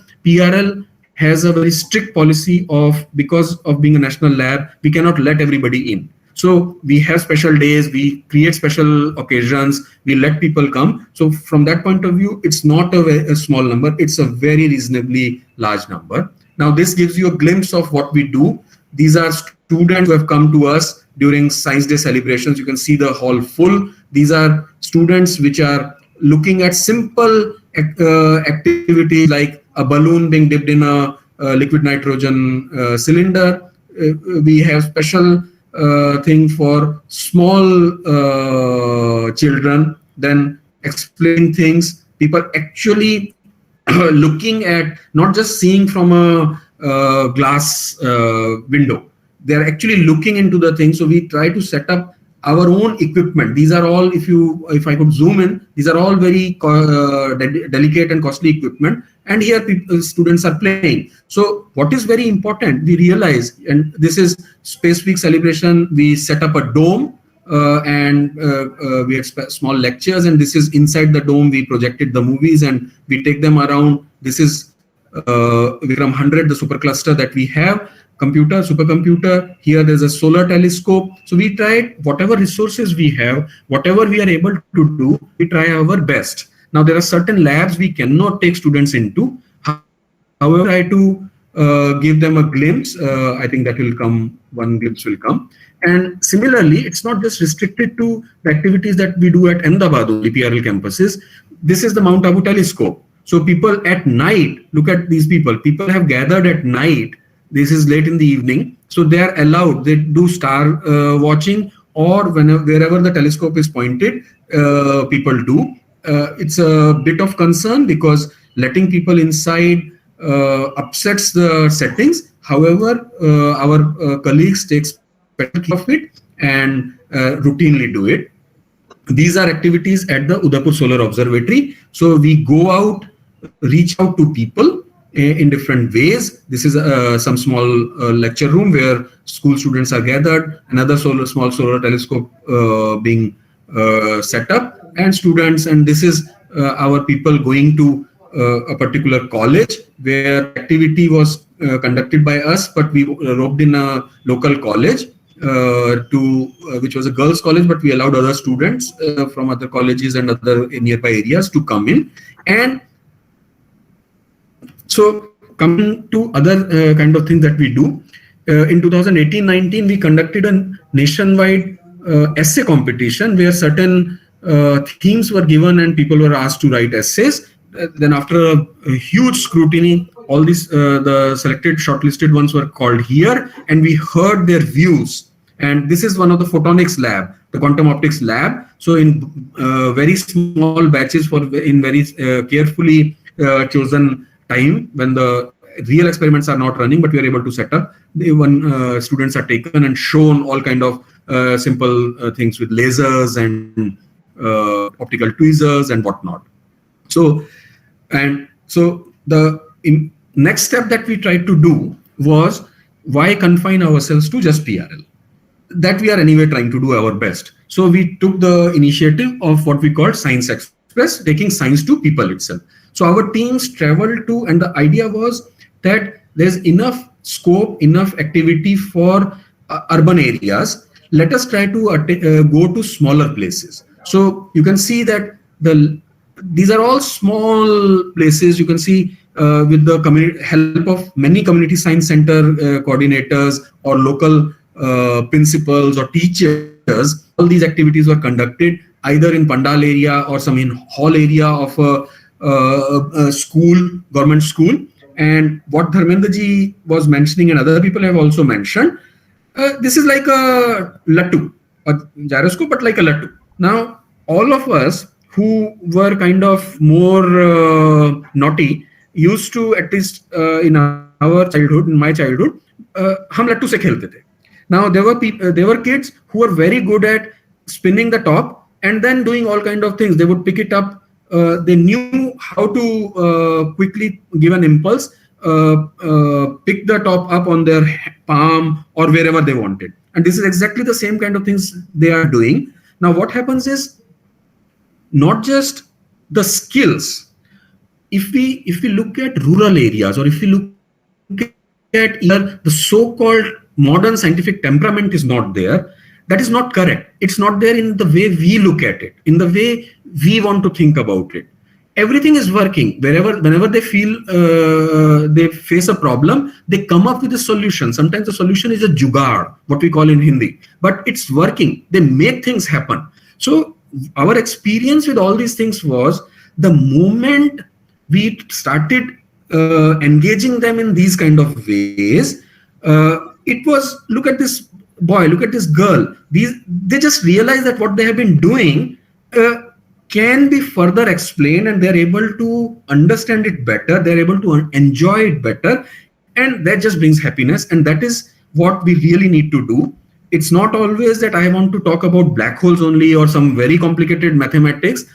What I need to do is maybe take a simple example of that, take a simple example, but in a way that does not make it wrong to explain, and then try to connect it with an approximate rough thing in what is happening around us. And that just instills this thing. So just to give people what we did was we actually went to smaller places, Dhrol, smaller places in Kapasan, Una, Udaipur. We went to, it was not Udaipur city, it was a small village where one Mr. Jaffrey was running a reasonably large school. Somehow he managed to get it, but he was not able to get people coming to them. So we went there twice, and it was a huge success. So now we had a footfall of more than 6,000. This is just 1 year of Science Express. 30 volunteers traveled for 2,000 kilometers. They went around, okay, in buses. They would, and this is the season when we would go, December end and January, because this is the time when we could set up things out in open or partial shade. And huge amount of working hours of volunteer contribution went into it, only for demonstration and talk. Forget about planning and organizing. And we were very lucky. We are very thankful to all the schools and colleges and community science center coordinators and colleagues who helped us with this. Now, this is a glimpse of PRL open house events when we let people just come into PRL, and we don't have dedicated places for these activities. So whatever small places we have set up a small room where all the things are stacked, but then we occupy other rooms. We try air conditioners, rent a lot of coolers, put tents, etc. So here in one of the things you can see, this is that room. We have set up this again. Girls interacting on special drive.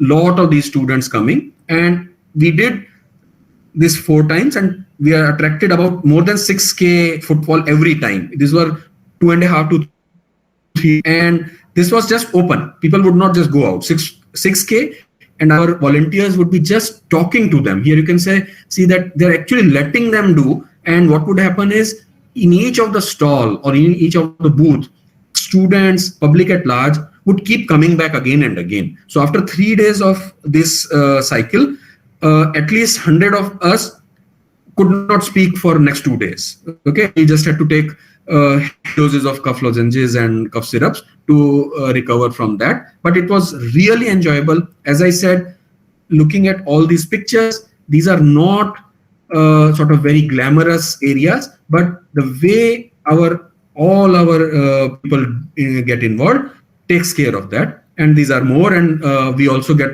involved in all the science fairs and exhibitions. This is a some recent pictures from the ICI that just was concluded, what Narottamji mentioned.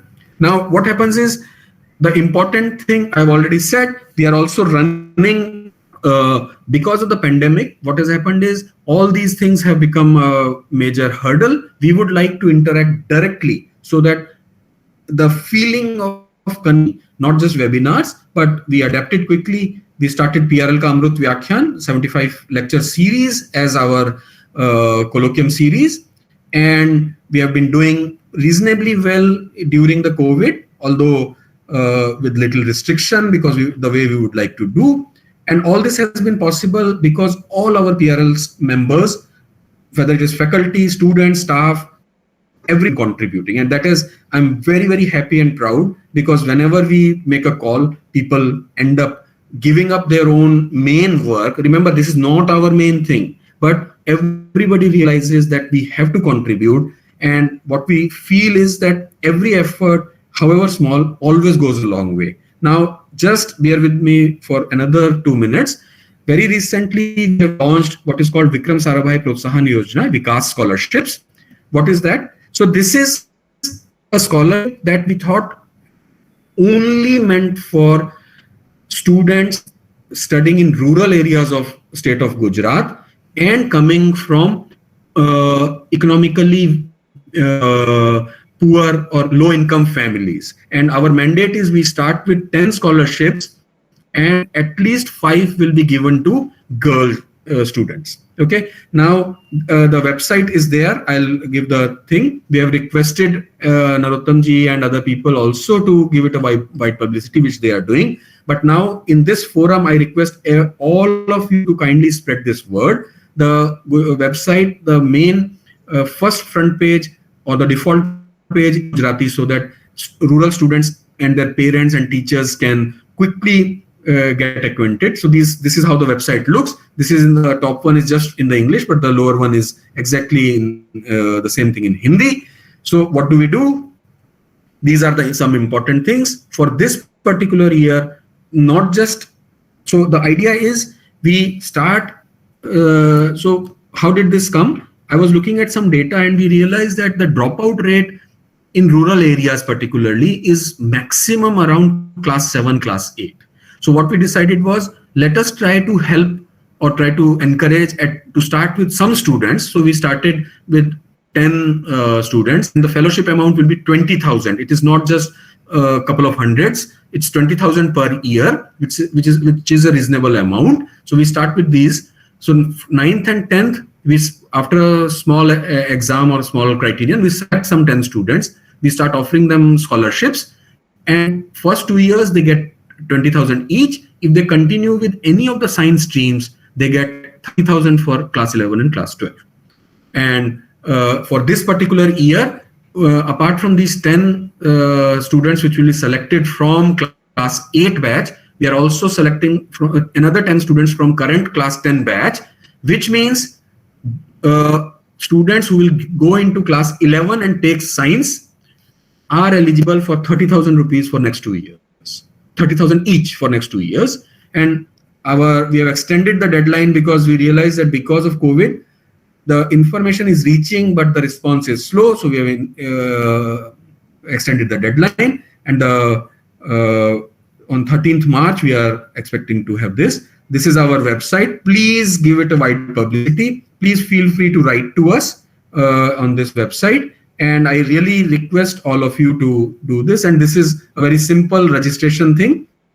Just fill small things and one is registered. So again, an earnest request to everybody present here, particularly all the student, teachers, science communicators, other educators, GUJCOST, Community Science Center coordinators. Please spread the word.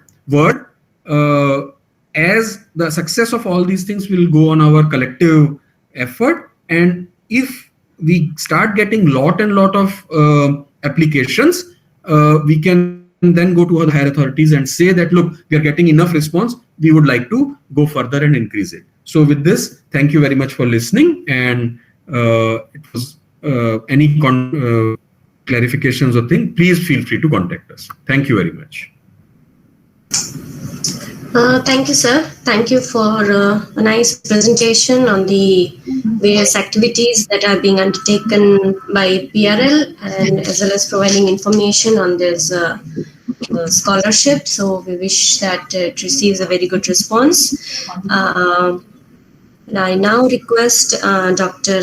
Ravi Kumar for his talk on the outreach activities at IPR. He had joined IPR in 1993 and has worked on microwave free electron lasers, plasma wave field acceleration projects, and played a lead role in establishing the Board of Research in Future Science and Technology. Since 2018, he has been fully involved in the IPR scientific outreach activities. And since last 2 years, he and his team has built up resources for various activities, and has also organized and participated in numerous national exhibitions and other science and technology events, showcasing the IPR's research activities and achievements. Sir. Thank you, Payal, for the introduction. And I would like to thank Dr. Sahu for this invitation.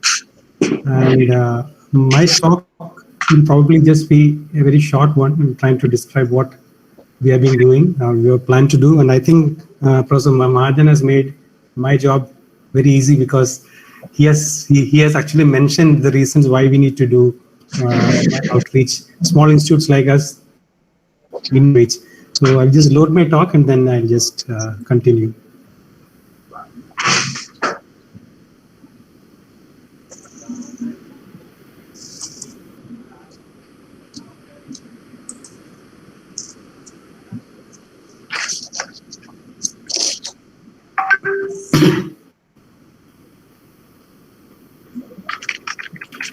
So as I mentioned, we try to take plasma science to the common people for various reasons.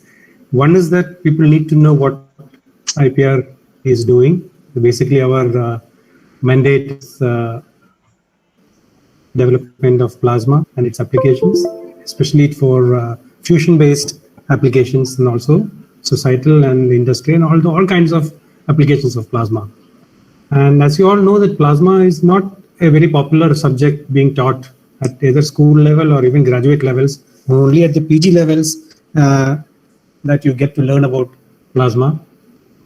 So although we used to do small kinds of outreach activities, it was only in 2017 that the outreach division was formally formed. That too because we had a collaborative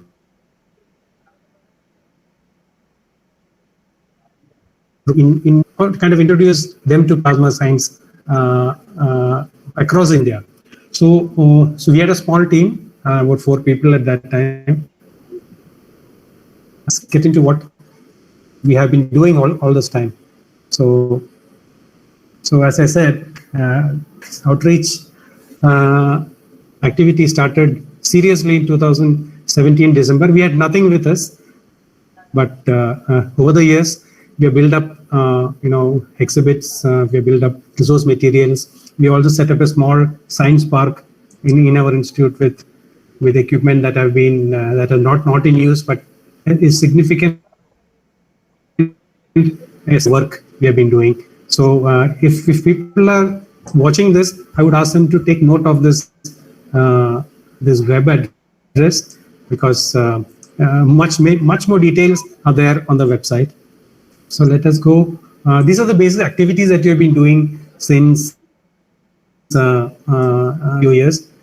Our main bread and butter is the popularization training programs on plasma science and technology. That is, we go on site, carrying all our 15 to 20 exhibits. Most of them are actually working models of plasma, and we have about 15 live and interactive exhibits plus static exhibits, resource materials, books, posters, DVD activity kits, science activity kits. Basically, we, unlike PPRL, we are kind of initially restricting ourselves to only plasma science. Maybe over the years, over the next coming years, we will expand into basic science also.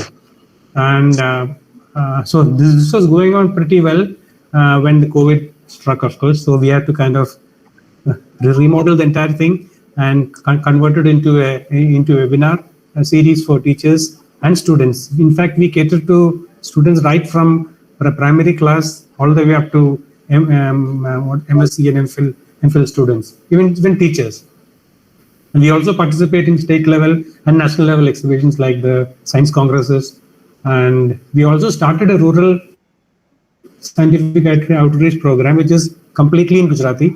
And we conducted 1 or 2, but then this year actually we are supposed to do about 8 or 10 of them. Let's see how things go depending on COVID. Actually, we were supposed to have one in Dwarka last week, in first week of January, but we had to unfortunately postpone that. And of course, we have a very robust National Science Day program since 2013, because there was a long break. After 1997, we had a long break, and it's only in 2013 that we restarted the National Science Day activities. And we have developed a lot of informatic touchscreen-based infos and displays and quizzes, which we use in our outreach programs here. And as I said, we set up a... Yes, Payal? No, sir. You can continue, sir. Yeah, so we set up a science park and also an exhibition hall for visitors where we can, we can bring them there, introduce them with small popular talks, and all our exhibits are also there in the same room. So before going to the labs, they get an idea as to what to expect to see and what is how is it generated, behave, and all those things show them prior in the lab. And this year we did, in fact, last year also we did with a society in I think in Uttarakhand. It's a national science gaming competition, which is very interesting. Actually, there's a Tokomak game that ITER has made, and using that game we get students to play it and see who gets the maximum number of points. So that way they get to understand what a fusion device is, and also it's also a game. So upcoming is see, you can see. So this is the standard set of resource materials that we give out when we go for our programs. There are a series of 10 posters on plasma.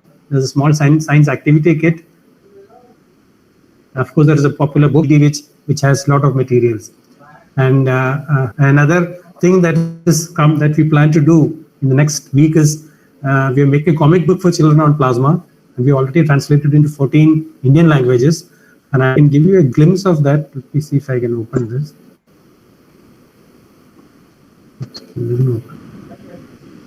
Okay, that's okay. It's supposed to be here. Just give me a second. Oh, so it doesn't come onto the screen. So shall I? How do I do that? I have to bring this clear. Okay, I can show it at the end of the talk. And also during the lockdown time, we have written popular books on plasma just for school students. So this is still not out, still not printed. Maybe in the next few months we'll bring out these books. And also we are also setting up a solar observation telescope, an 8-inch telescope with an H-alpha filter, so that school students can actually come to IPR and make some observations during their spare time or as a project. And another thing that we're doing is a Tokomak Toy Model that you can see here. It's about 20 pieces, and this can be assembled into a Tokomak form. This is about maybe 8 inches in height and about 8 inches in diameter. So this is actually a generic Tokomak. It shows the basic parts that a fusion device, plasma confinement fusion device needs to have. So this is all being processed. Hopefully by end of June or July this year, we should be able to bring this out. And the next thing is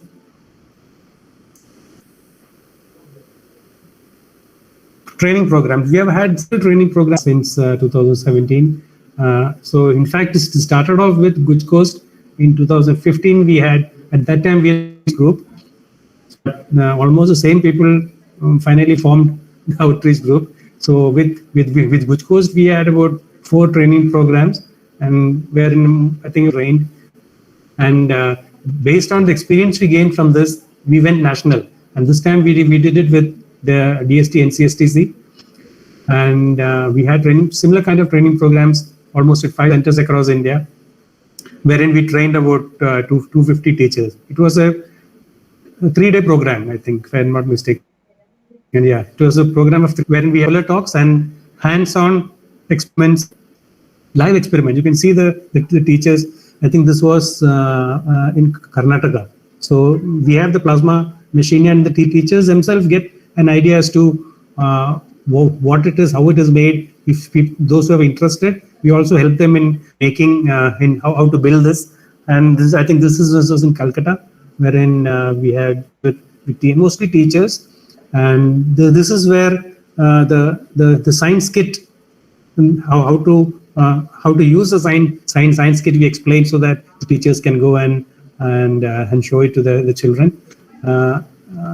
So rural scientific outreach, as of now, we were able to do only 2 in 19. After that, of course, all of you know, it was COVID played spoil sport. So one we did at Disa in Gujarat, which was again totally in Gujarati, and one at Dakpatar in an area about 30-40 kilometers from Dehradun.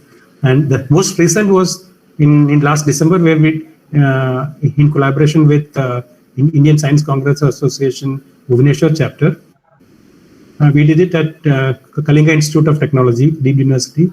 We had about 750 participants, mostly students, research scholars, teachers, and also tribal students from their KISS university. So this was one recently that we did about a month ago, and of course exhibitions over the years. National Science Congress team, because of some other reasons, 19 we went National Science Congress, which was there in Ahmedabad. We had an exhibition out there, and of course Gujarat Science Congress 1820, and whenever it is there next time, IPR will definitely be there. And of course we also participate in DAE since we are our parent institution, Department of Atomic Energy. They have their various exhibitions like the Paramanu Tech exhibition, wherein the technology developed amongst the DAE institutions are exhibited.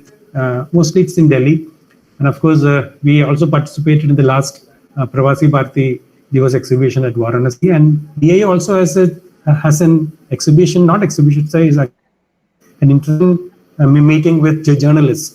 So this DAE NJU event is there almost every year, and a lot of journalists from across the country attend this meeting, and there it's a very popular exhibition, and in 18 and 19 we participated.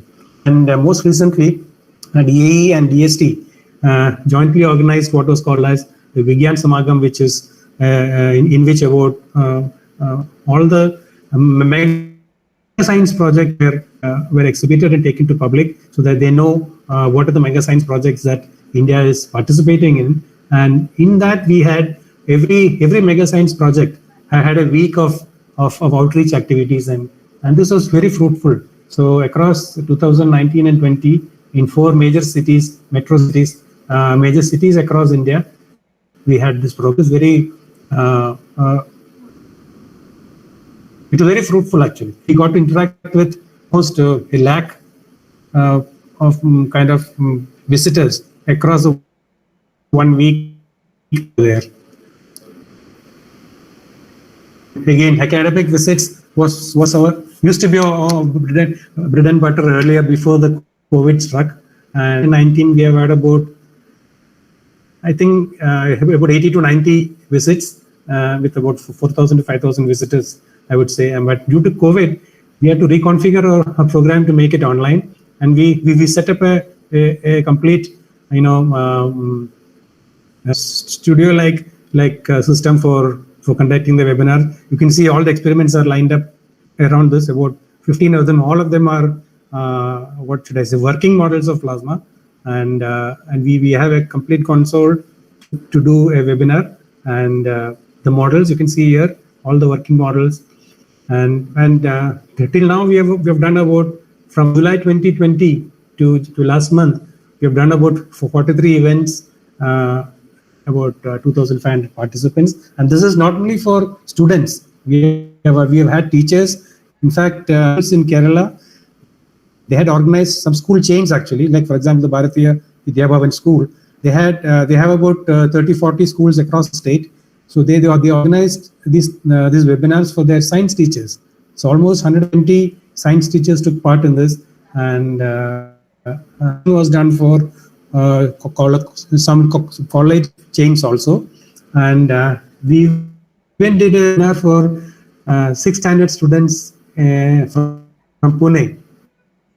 Challenging actually to what science we normally speak to, plus 2 and basic students, to come down to 6th standard student level is much more difficult than what it seems.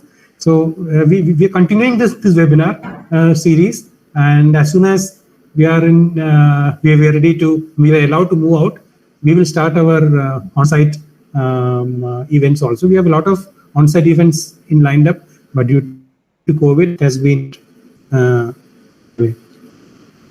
Another thing is the National Science Day, which we have been doing, as I said, from 2013 onwards. We have been continuing it up to 20.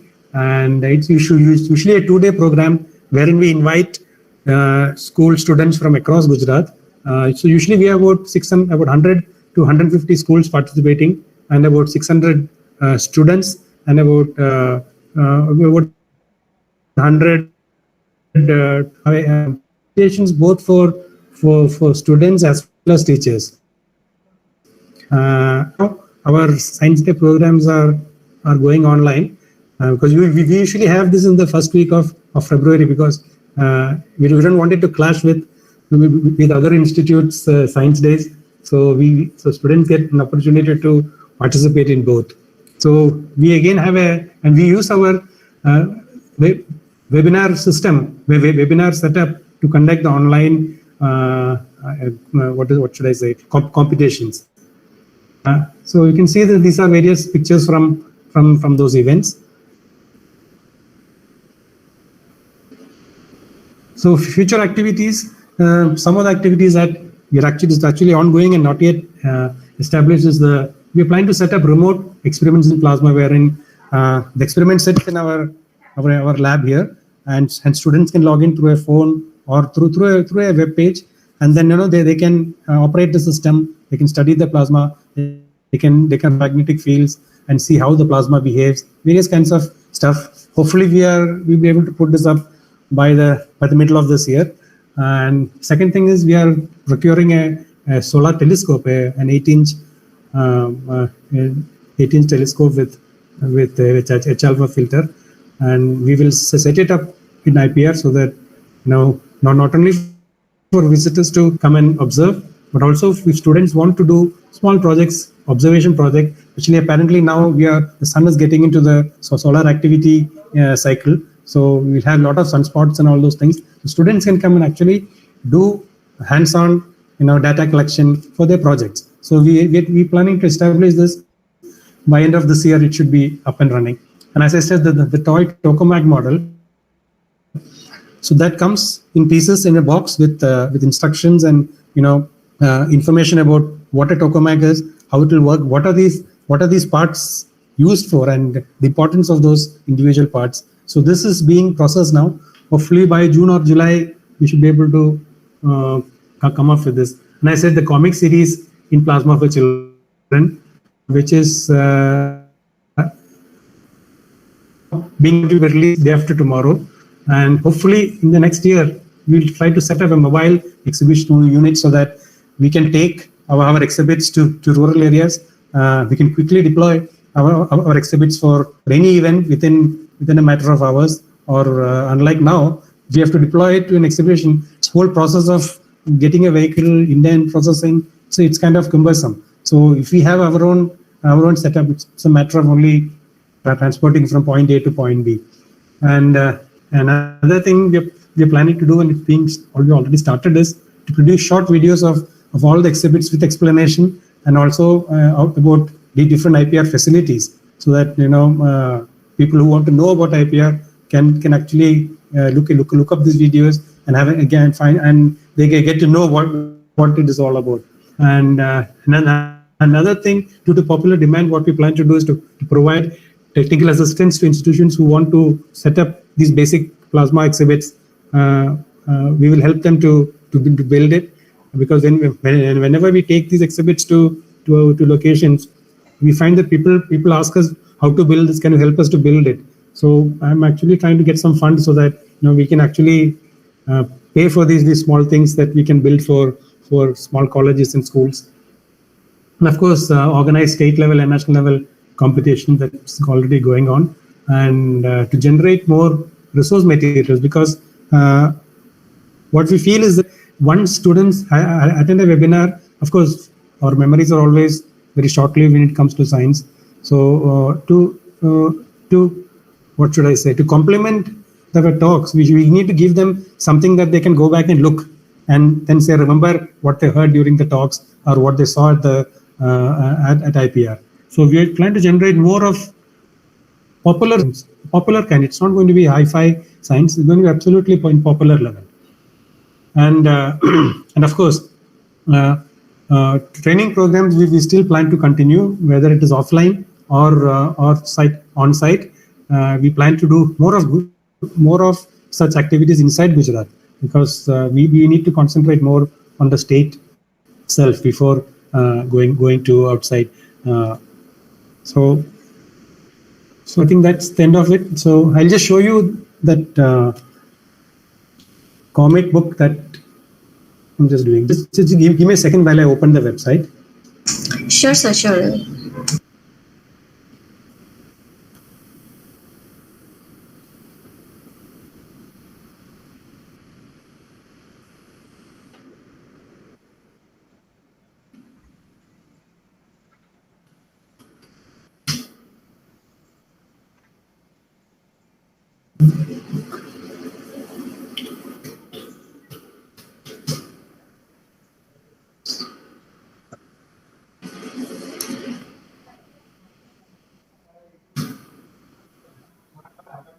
Just give me a second. Yeah? Yes, sir. Because that is not online, I need to remember the website. Okay, we got it. Yeah, I'll just share that. How do I share it? You see here, tab.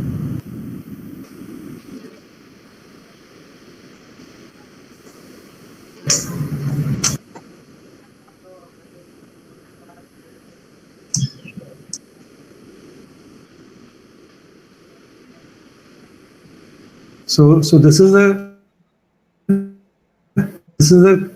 we have run it already in 14 languages. So I'll just open up one, which is the English one. You can see.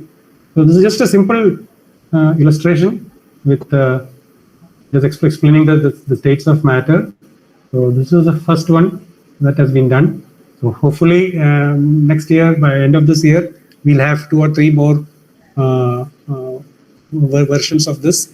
And so this is about the comic book, and the book I don't have it online, but it is also in the pipeline. So you can see that. So this is a boy, 12th standard boy who did this for us, who did the artwork. So this is one thing we plan to take it forward very seriously, because getting this into the minds of children, of school children, the concept of plasma and all that is kind of a little tricky. So we thought this was the best way to go about doing this. So thank you very much. And yeah.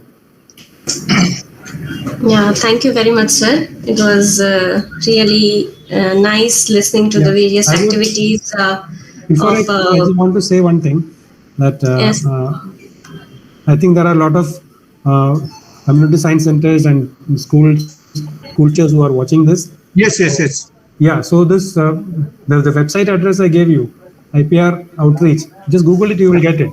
So if you go to the website, we have various programs which they can sign up for, and we'll be happy to do it for them. Whether it is online or offline, it doesn't matter. But it can always be done in any language. If you want them, Sir, if they want us to do Gujarati, we can do it. We'll put the entire proceeding on the YouTube channel, in our channel. So the entire session would be there live, so they can. Sure. So anybody can this thing, but we can put into like PRL and जो पूरा very dedicated जो channel है, because our work is general, but you are whatever that opening day or whatever the special program are being conducted by IPR, PRL or SAC, so something that is very unique. So we would not like to leave any opportunity so that our student will not participate, or that communication has to reach that way. In fact, I'd also like to tell Professor Mahajan that we should have a combined program. Wherever you're doing it, we are almost willing to come. The same way. No. So actually, that is the reason for, I think, Narottamji getting people together, because I think a lot of effort is going on, and with joining the forces, we can do it better. I think we can do better. Sure. Raviji, it is very because I had seen the IPR stall 3 years back. Now, I've seen it. I've seen it at Science City itself. Is that unlike IPR, we don't have a dedicated division, so it's kind of scavenging from here and there. And I know. We started off like that, but then we thought that unless this becomes a proper, full-time thing, the continuity is very difficult, because what happens when it becomes a department, our assets, we can maintain the assets. Exactly. Otherwise, after the exhibition, everything gets scattered off, nothing comes back. So having a division of... We face this problem. We face this problem, and half the time my office room is full of those things because there's no to keep. The same here also. Most of the things are No, but I think it's very important whatever we are able to do with the given resources. Absolutely. So exactly my point is that PRL and IPR, if PRL is going somewhere or doing some activity, just give us a call. We can get our stuff and come there and set up our own stuff. So sir, we have already written a letter to both the PRL, IPR, SAC, ISRO. We are hosting this National Children's Science Congress virtually, and we have already submitted a formal request letter with presentation material. So that would be that you will get. That you will get. We are working on it. We are working on it. In that way, we can go around. Sir, in that way, do our online exhibits also. Sir, in that way, we will be reaching at all the school student parents across the country, literally every district. True. In India, there are a few Gulf countries and SAARC countries. So it is wonderful. Another thing I wanted to ask Sahuji is that a proper database of contacts from schools and colleges, that is very important, because each time we try to bring together a group of people, it's a tremendous process, because the numbers that we have are non-existent. So if GUJCOST can provide a kind of a database of either schools or colleges, so it's easier for us to communicate with them and then get people to attend or get people for our program. I think Dr. Mahajan also our office and all our staff members are very open. No, in fact, I have been bugging Narottam ji, because when we launched this Vikas particularly, we really want to take this spread the information to the heartland, because it is for them. It is for them, and success will only depend. We can ask for more scholarships, more money, only if there's a good response. Otherwise, people will say, okay, nothing is happening. So it will continue for. So you'll be receiving more and more queries from this week onward, because all our CSE schools, they are busy for the STEM quiz registration. Yes. That part is over. So now they will be in this week. They will be this thing registering. So also what Ravi ji said, we are also trying to make up these virtual lab tours, because now what has happened is with the pandemic we made a few, but as I said, it really boils down to few of us. We don't have dedicated teams. So what has happened is I've been stuck with this for 13-14 years now, because once you get into it and you take an interest, so we enjoy, but the point is having a dedicated team, having a dedicated set of people who can maintain the inventory, things. We make posters, they disappear, and then suddenly there's an event and somebody will say poster nahi start aaya. All over again. Poster nahi aaya. And then at night I have to take special permission, and without any approvals we have to print. And then so we are in that process, but I think let's see. Let's keep doing whatever we can with the resources we have. Yes. Right, so I see that there are many activities new activities which are coming up at PRL and IPR, and managing in the COVID times with the virtual mode. So literally technology has played its role and connecting with the students. But yes, we hope that we have more physical interactions, because these are the subjects wherein the students actually come and have a look, feel it with their own hands, see it before their eyes. It matters a lot. So thank you, Mahajan sir, Ravi sir. Thank you for your time, for being there for the whole sessions. I see that there is Science Day celebrations going on at IPR, and you have spared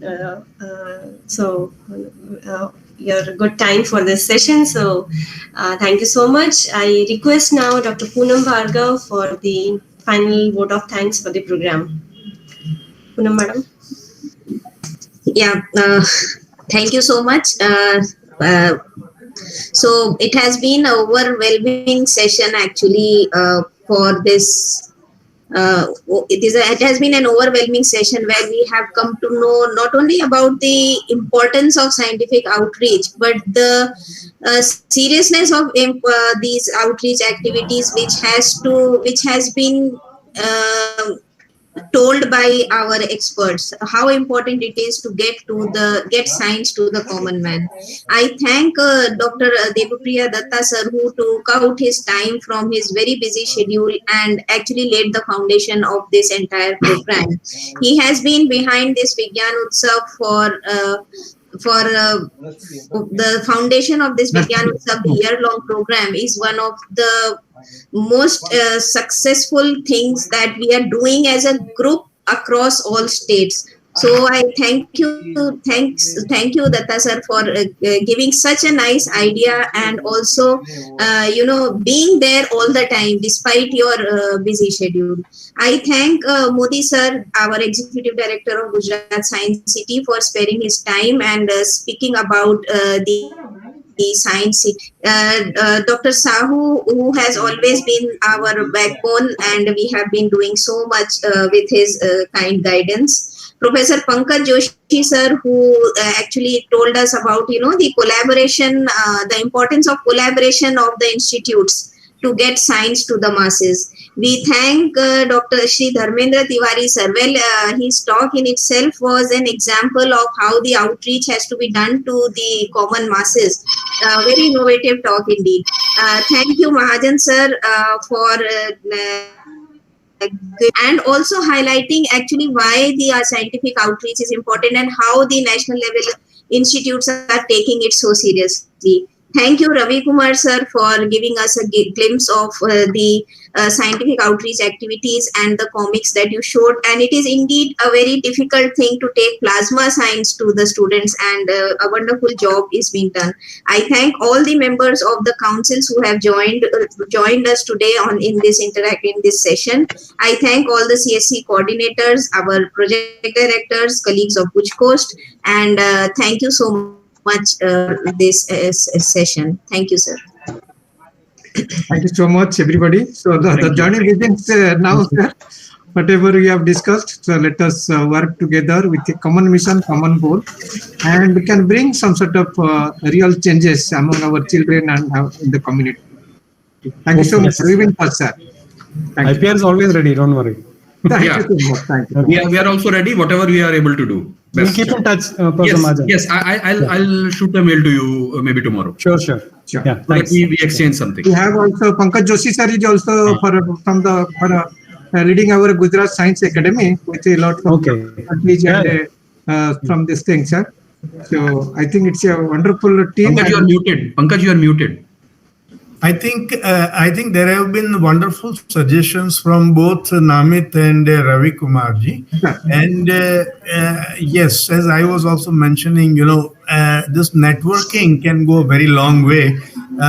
In fact, I was even at GSA facing this issue of this addresses, and I think Ravi ji mentioned. Or Namit mentioned that the point is a joint effort together will do a lot of wonderful result. What we are doing actually is this exercise. What I am trying to do is to generate a list of. I'm starting with colleges now. At least colleges where there's BSc Physics and MSc Physics in different states. So I managed to do one state till now, but it's a very cumbersome process because you have to kind of verify all the numbers, whether the numbers are actually true or not. So call them up and see, get the email IDs. So if we can generate such things for each state, I think I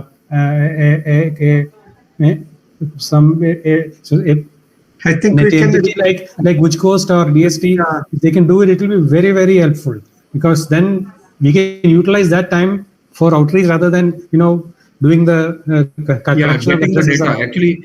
Yes, because half the time the numbers that are listed here and there either don't exist or doesn't work. Defunct. Seriously. Okay, so and this has been a real problem, and that's why I was thinking of anyway bugging Narottamji again tomorrow. Once our list is ready, I'm most willing to share it with those who are some number of registration and participation. See, also many times what happens is we may be targeting, like when we want to go, or we were thinking of also identifying smaller regions. That okay, we will go to a particular district or a small gram panchayat, so all the schools in the nearby area could be covered. So if we have the lists or something, then the information spreads. Otherwise, lot of effort goes and the output is not that much that can be with more information. It's not justified. You go to a place and you have only 50 students. You're carrying all their equipment and staff and everything to a remote area. And if there are only 50 students, it doesn't justify the effort that you've taken. But at the same time, if there is a local coordinator who can get about 500, 600 students from various schools in that locality, that will be the most ideal way of going about. Yes. In fact, the same thing we did. This is the same thing we did with when we went to Bhubaneswar in December. We told the local organizer saying that not only your institution, we want you to get students and teachers from other institutions in your locality. And they did. Ravi, can I ask a question? Can I ask a question? Narottamji, we have this, you see, district wise, science center. So those centers may have some data on the schools, on the, on the key where they want to take their messages. Yes, sir. That we have, sir. Every CSE has 100 to 150 captive schools. And in fact, right now we are getting the database of mobile numbers and email of 5 lakh students. Oh, okay. 9, 10, 11, 12. That just we concluded that we can share with the PRL, IPR, Gujarat Science Academy, because we are good in networking and we need resource persons like you and a resource organization like you. It's a supplementary. So we have the vehicle, but vehicle chalane wala jo. In fact, we like, for example, GSA can have volunteers, you see. Yes. We can, and they can help GUJCOST. I mean, we have to do it that way. I mean, we can't expect GUJCOST to do everything and we only... No, sir. We have our network and we need that type of collaboration and guidance. Exactly. So if you think a little bit, Namit, how to, I mean, you guys have, a lot of experience actually. No, sir. See, what we have done is we also have, for example, this National Science Day that we have been doing for a very long time, 3 decades. And this Arunalal Scholarship, which Professor Lal instituted in memory of his wife.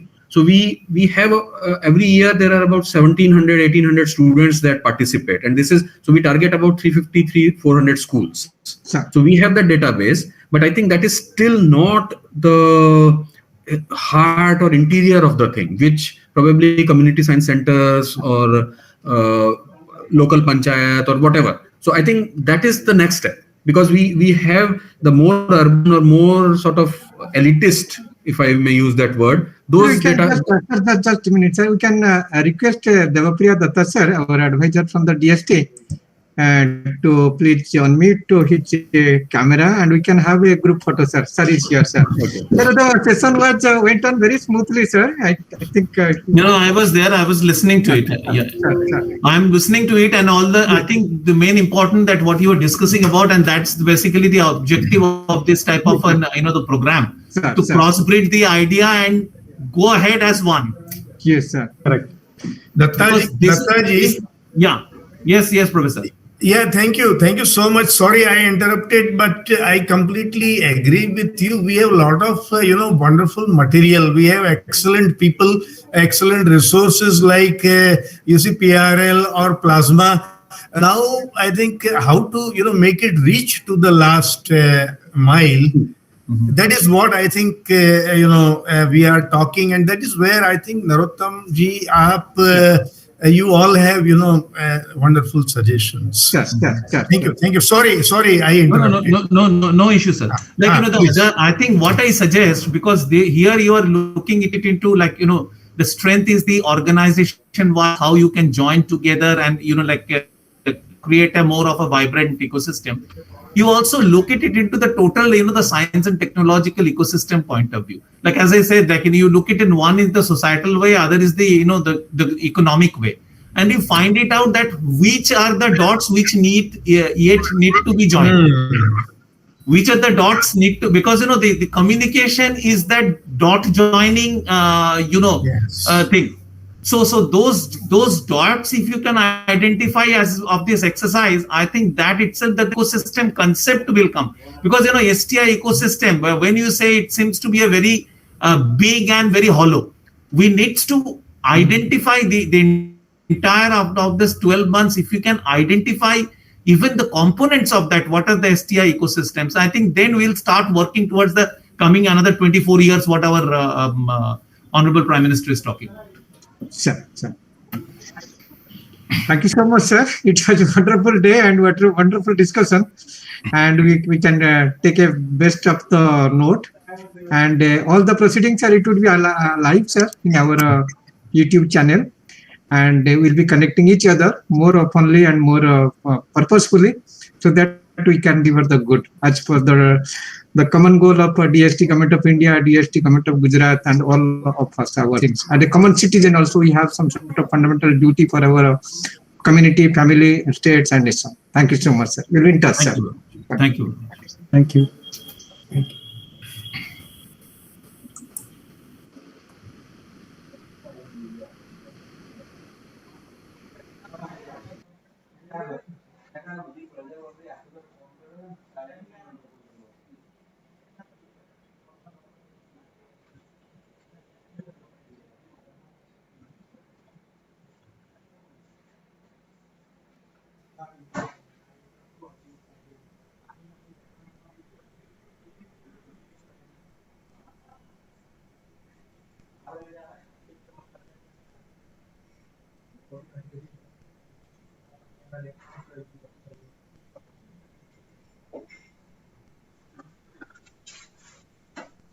पति